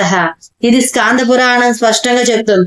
సాధారణంగా పర్వతాలు చెట్లు పుట్టలతో పచ్చగా ఉంటాయి, కానీ అరుణగిరి ఆ పేరులోనే ఉన్న వర్ణంతో ప్రకాశిస్తూ ఉంటుంది. అరుణగిరి అగ్నితత్వానికి సంకేతం. ఇది ధరిత్రికి హృదయం వంటిది. సత్యస్వరూపం, జ్ఞాన తేజస్సు, శ్రేష్టతం అని ఋగ్వేదం కీర్తించింది. అరుణాచలాన్ని శివభారత సమ్మేళనంగా భావించిన రమణులు ఈ చరణాల భక్తులు కాల్సిన వినయాన్ని మనకు నేర్పారు. తర్వాత 108 చరణం అయితే మనము విందాం. మాలను దయచేసి అరుణాచల రమణ నా మాలదార్చి బ్రో అరుణాచల. అరుణాచల అక్షర సుగంధభరితమైన ప్రేమతో కూర్చుని ఈ అక్షర మణమాలను నీకు సమర్పిస్తున్నాను. దయతో ఈ మాలను నువ్వు స్వీకరించి ధరించి నీ దయ అను దివ్యమాలాన్ని నాకు ప్రసాదించి నన్ను ఎప్పుడూ రక్షించు. మనం మొట్టమొదటి చెప్పుకున్నట్లుగా మధుర భక్తి సంప్రదాయంలో ఈ అక్షర మణమాల వ్రాయబడింది. రమణుడు తానొక వధువుగా అరుణాచలేశ్వరుని వరునిగా భావించారు. వివాహంలో వధువారు దండలు మార్చుకోవటం ఉంటుంది కదా, ఈ దండలు మార్పిడి గట్టని ఈ చివరి చరణంలో అందంగా రమణులు ఆవిష్కరించారు. కలియుగ దైవమైన శ్రీ వెంకటేశ్వరుడికి చేసే పుష్పమాలల సేవ మనకు తెలుసు. శ్రీవారి పాదాలుగా అలంకరించి ఒక్కొక్క మూరగల 2 పుష్పమాలను తిరువడి దండలని, శ్రీవారి కిరీటం మీదుగా 2 భుజాల వరకు అలంకరింపబడి 8 మూరలకు గల పూలమాలను శిఖామణి అని, శ్రీవారి భుజాల నుండి ఇరువైపుల పాదాల వరకు వేలాడుతున్న అలంకరించబడే పొడవాటి మాలను సాలగ్రామాలని, శ్రీవారి మెడలో 2 పొరలుగా భుజాల మీదకి అలంకరింపబడి 3.5 మాలల పుష్పహారాన్ని కంఠసరి అని అంటారు. శ్రీవారి వక్షస్థలంలో ఉన్న శ్రీదేవి భూదేవులకి 1.5 మూరల పుష్పమాలయకులను అలంకరించారు. ఒక్కొక్క మూర ఉన్న 2 దండలను శంఖ చక్రాలను అలంకరిస్తారు. శ్రీవారి నందక ఖడ్గానికి అలంకరించి 2 మూరల పుష్పమాలకును కటారి సరం అంటారు. 2 మోచేతుల కింద నుండి పాదాల వరకు హారాలుగా వేలాడదీసే 3 పుష్పమాలను తావళములు అంటారు. పూలు స్వచ్ఛమైన ప్రేమకు ప్రతీకలు. పూలమాలను మార్చుకోవడం వధువరుల పరస్పర ప్రేమలను పంచుకోవడానికి ప్రతీక. జీవాత్మ పరమాత్మను పరస్పరం పూలమాలలు మార్చుకున్న ఘట్టాన్ని వర్ణించడం ద్వారా తమలో ప్రేమను మార్పిడినే కాదు, తమ ఐక్యతను కూడా ఫలితాంశంగా రమణులు వర్ణించి గ్రంథాన్ని మంగళాంతం చేశారు. మరుణాచలమునకు మంగళం భక్తి శ్రేణికి మంగళ అక్షర మణమాలన్నప్పుడు దీని తాత్పర్యం అందంగా పుస్తకం రచించిన శ్రీ రమణులకి మంగళం, అరుణాచలానికి మంగళం, భక్తితో చదివిన పాఠకుడికి మంగళం మహత్యం. అరుణాచల శివ అరుణాచల శివ అరుణాచల శివ అరుణాచల రమణ మహర్షి రచించింది అని అయితే మనం విన్నాం కదా. తర్వాత మనము ఇంకొక ఆధ్యాత్మిక విషయం గురించి అయితే విందాం. అంతవరకు స్వస్తి. ఆ భగవాన్ యొక్క అనుగ్రహణ మనందరం పైన ఉండాలని కోరుకుంటూ ఉన్నాను. సరే జన సుఖనం సమస్త మంగళాన్ని పొంది స్వస్తి.